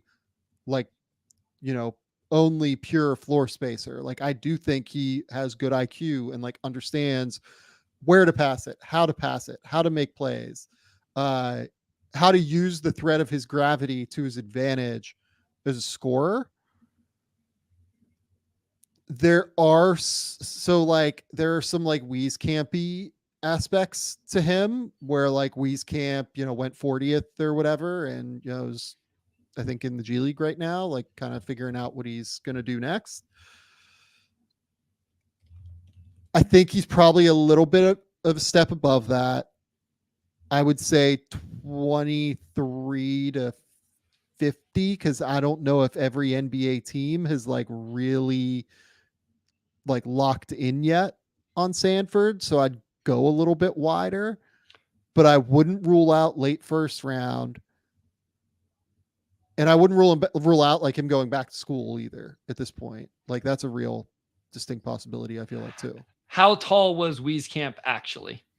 Like it says like 6'6", I believe. Okay. Yeah, I just 6'6", real GM said so. 6'6". Like I've walked past Peyton Sanford in person. I'm 6'6", and Sanford is definitely taller than me. So I didn't like if you said like Wieskamp says 6'6", but he's actually like 6'4", 6'5", to me that would be a difference there where like I could say Peyton Sanford is definitely Wieskamp was listed at like 6'7" or okay. so in so Iowa, and he's so like we're actually 6'6". Yeah, we're talking that the same general height then, not much of a difference. So no, like it's just it's a kid I really believe in, good kid. I wouldn't be surprised if he goes into pre-draft workouts and just when the free throw percentage is that good, this kid can shoot it. And again, I'm a little bit biased here because I've watched every single 3-point attempt. I know the level of difficulty of what he's doing. Oh, insane. He's a lights out shooter. I'm not worried about the person. Like I think he's shooting like 37 or so from three this year on 7 attempts. Yeah. Yeah, no, like he's a lights out shooter. I'm not worried about that. Okay. We have one more, and I'm trying to decide between these two. I'm going to go just because I care a little bit more. I'm interested about Alex Caravan at Connecticut. So, Stephon Castle gets conversation. Donovan Clingan gets conversation. Cam Spencer gets conversation, from us, rightfully so. Like his mentality was on full display in that game last night, which I love. How much do you love Cam Spencer? I mean, an icon.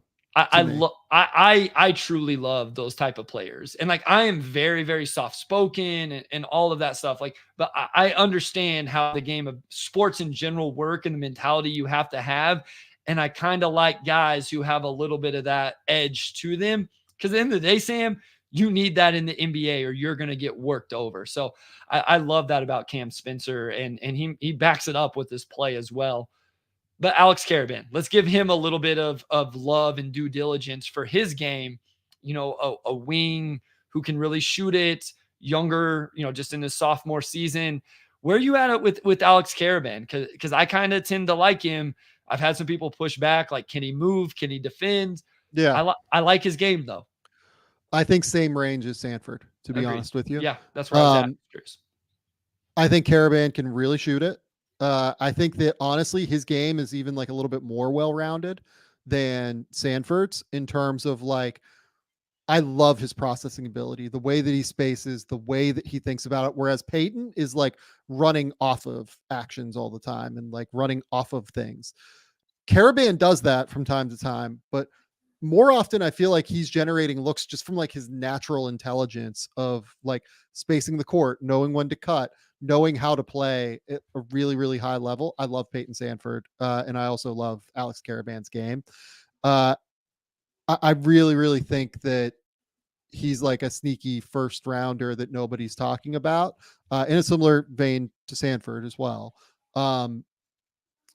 If like he has a really big March and look, that team, I think, they're my favorite to win the title right now. I don't think that's speaking out of school. I don't think that's, a hot take or anything. I think Connecticut's the best team in the country. I think my hot take is who I would have at number 2, but number 1, it'd be Connecticut. So, I think Caravan's outstanding. I'm a fan for sure. No, that's where I was at. I've felt at times like I was a little bit too high based on some other things that I've seen and some of the conversations I have with scouts.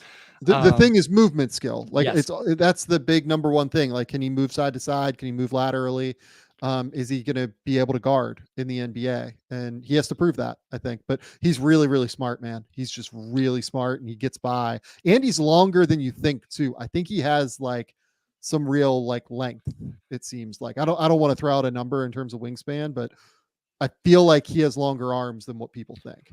I'm just really interested in with Peyton Sanford, with Alex Caravan, even a Baylor Shireman who is older, but like we always talk about floor spacing from wings, and these guys all do it. And all 3 of these guys can pass a little bit. Like Shireman, I think, has had a triple-double or at least a 10 assist a game. Yeah. They rebound, but there is a question about foot speed and those type of things. But if we, how much will you value that processing, the feel, the IQ, the floor spacing, and just hope that they can be good team defenders to go along with that.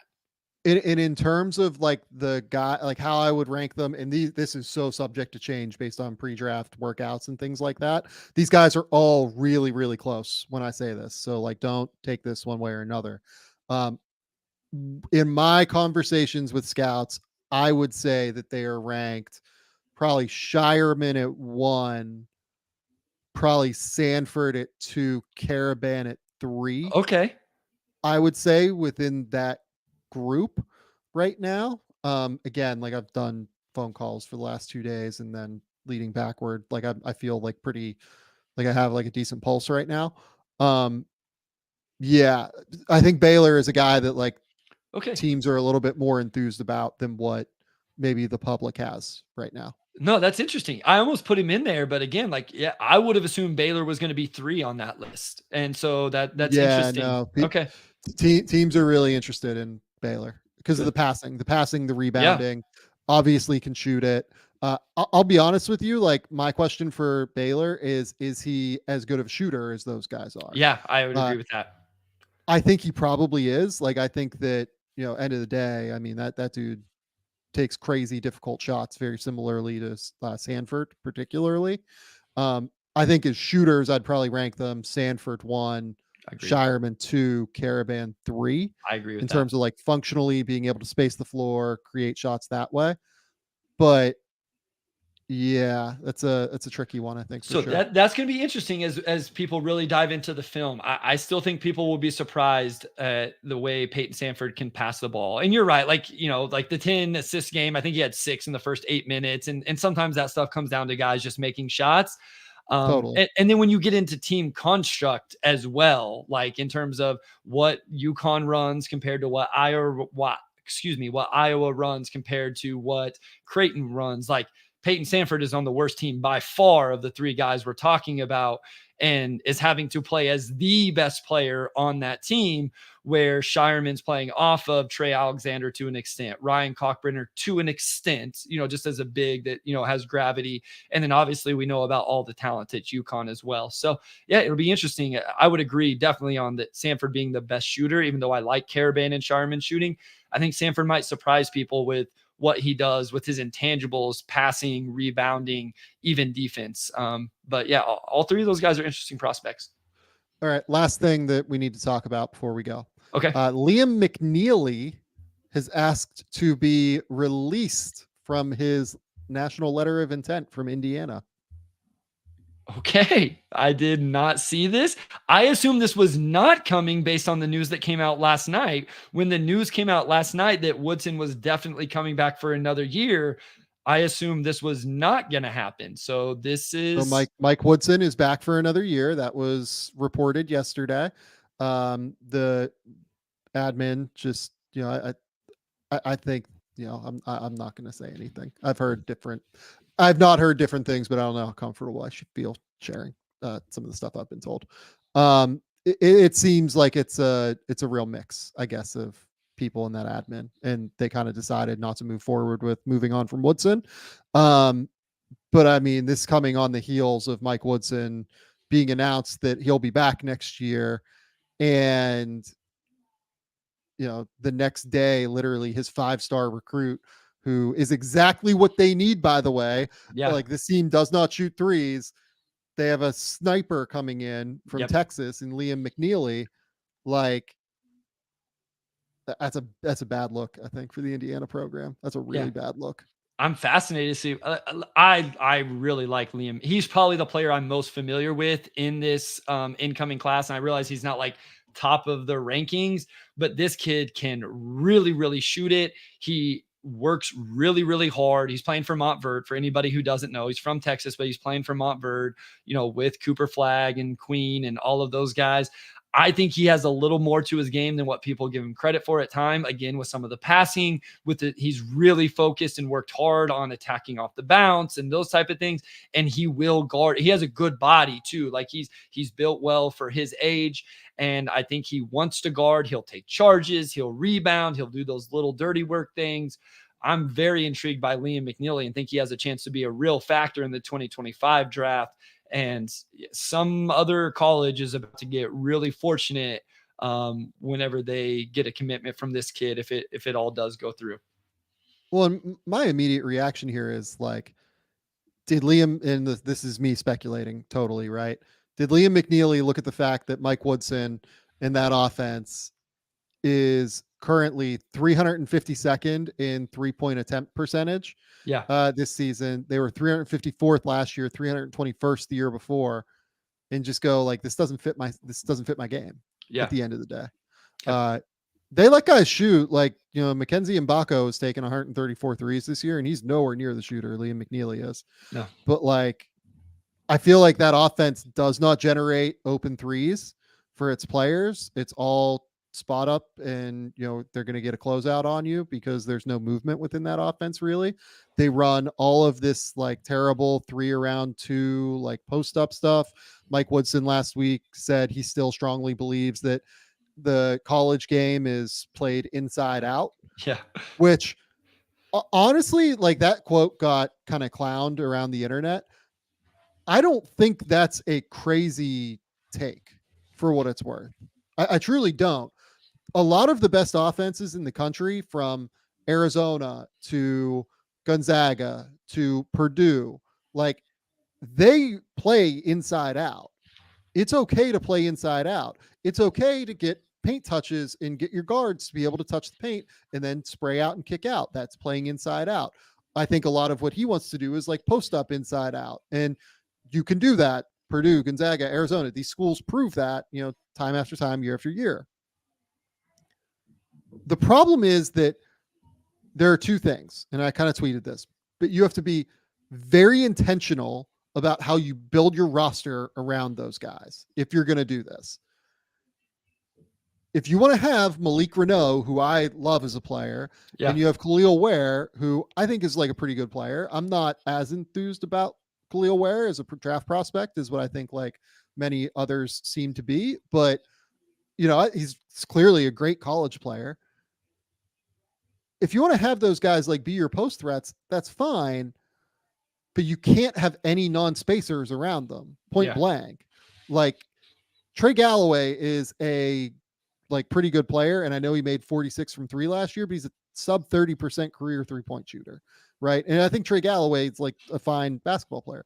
Mackenzie Mbako is a 4-man that they have playing the 3 a lot of the time because, reasons in terms of why they've recruited. He's not like a consistent 40% 3-point shooter. They don't have anybody who's a consistent like 40% 3-point shooter on this team.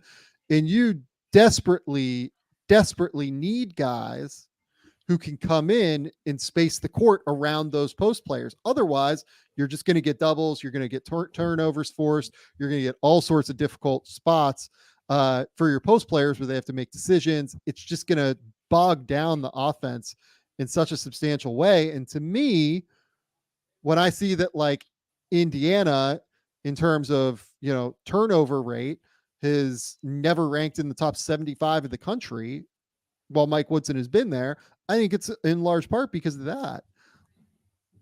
They really, really need to be intentional about their roster building. And on top of it, teams like Arizona, even Purdue, I know Purdue, like, it's a lot of shit because they throw the ball into Zach Edey. They are very creative about how they get Zach Edey deep post position. They will have him screen and roll into a post up. They will have him like set a pin down deep into the paint. And because he's so big and strong, he'll just flip his body and then set that way. They are they'll have him like come around a baseline screen and set his post position that way. They have varied looks. They're very creative in terms of how they go about getting him into his spots. Indiana this year, in my opinion, has not been in any way, shape, or form creative in how they get Khalil Ware, Malik Reneau, particularly, into post-up opportunities. I think the whole offense needs to change, and I think they desperately need to find shooters in the portal in order to make the Woodson thing work next year. Otherwise, they're just going to be spinning their wheels for another year. Well, I mean, look at some of the Purdue got, like Gillis gets 3 attempts a game at 49%. Braden Smith gets 3 attempts a game shooting 45%. Fletcher Lawyer gets almost 4 attempts a game at 42%. Lance Jones gets 6 attempts a game at 36%. So to your point, not only do you have guys that can make shots, you have guys getting shots. And like, this is where this is problematic for Indiana is you were bringing in one of those guys. Why did he decide he didn't want to be a part of that? Why did he decide he doesn't trust that? Because there's some advantages to going and playing with Zach Edey if you are a floor spacer, because he's going to get a lot of attention. And if I look at the stats and go, oh, Purdue has this many guys getting 3 or more attempts a game, they have this many guys shooting, like, they must value shooting around their bigs. And then I can say, hey, I'll go play there. Like, I'll go get wide open shots, because a big, it's no different than a ball dominant guard who can just pressure the paint and pressure the paint and pressure the paint. I'll play with him because there's shooting opportunities around him. And it is a little bit worrisome that a recruit at this level, like Liam McNeely, who you really need that, decided, I don't trust that to go there and it get me to the next level. Yeah, no, it's a big deal. This is a big loss for Indiana, and it's a very real, like, symbolic loss of a lot of what Indiana fans are rightfully frustrated with this season. Indiana fans are among the most passionate people you will find. It is a symbolic loss, like, in a real way, that I think is, I wonder how Woodson recovers from this in the portal. He's going to have to recover from it in the portal, like, no questions asked. He needs shooters, like, point blank. He has to go find, like, 3 guys who can really shoot the basketball now. Yep. It'll be interesting. And again, I am now fascinated to see where Liam McNeely ends up. Yeah, totally. Me too. You could put that kid basically anywhere in the country and he'll be fine. Like, he'll be able to play. Absolutely. Every team. Like, if you put that kid on Connecticut, I mean, my God, like, that's just, like, I don't even know if he looked at Connecticut, but, like, if I remember right, like, Alabama, Kansas, Oklahoma, Texas, and there's one that in Indiana. I feel like there was his top 6. There was one more, but that was kind of the schools I feel like that were in the top 6. Yeah, like, Alabama makes a ton of sense. Agreed. I mean, Kansas is losing McCullough and presumably Johnny Furphy. So there's going to be, open a ton of minutes, shot attempts, all of that on the wing. Yeah. Look at Kansas, and Grady Dick comes in, lottery pick. Johnny Furphy comes in. Everybody thinks it was going to take at least a year, and then he's going to go. I don't know if he's a lottery pick, but some projections of that, at least a first rounder. Is that really a bad place to go play on the wing? And again, to the point, Hunter Dickinson is going to be there in the middle again. DeJuan Harris is going to be playing point guard again. You're going to get a lot of shots created for you within that offense. Yeah, by the way, like, another team that plays inside out, like, Bill Self consistently has played inside out. You look at the team that won the title, 2 years ago. Kansas fans complained about all the interior touches for David McCormick, right? He was big, and he was huge in the tournament. Especially in the Final Four. Huge for them in the tournament, right? So, yeah. And then the year where they were number 1 in 2020, right? Like, and I thought they were the clear favorite to win the title that year. That was like the Udoka Azubuike year where he was like one of the most dominant players in the country. So, yeah, you can play inside out. You can do what you want to if you're Indiana. I think it's fine. It's just that you have to be very intentional about how you go about it.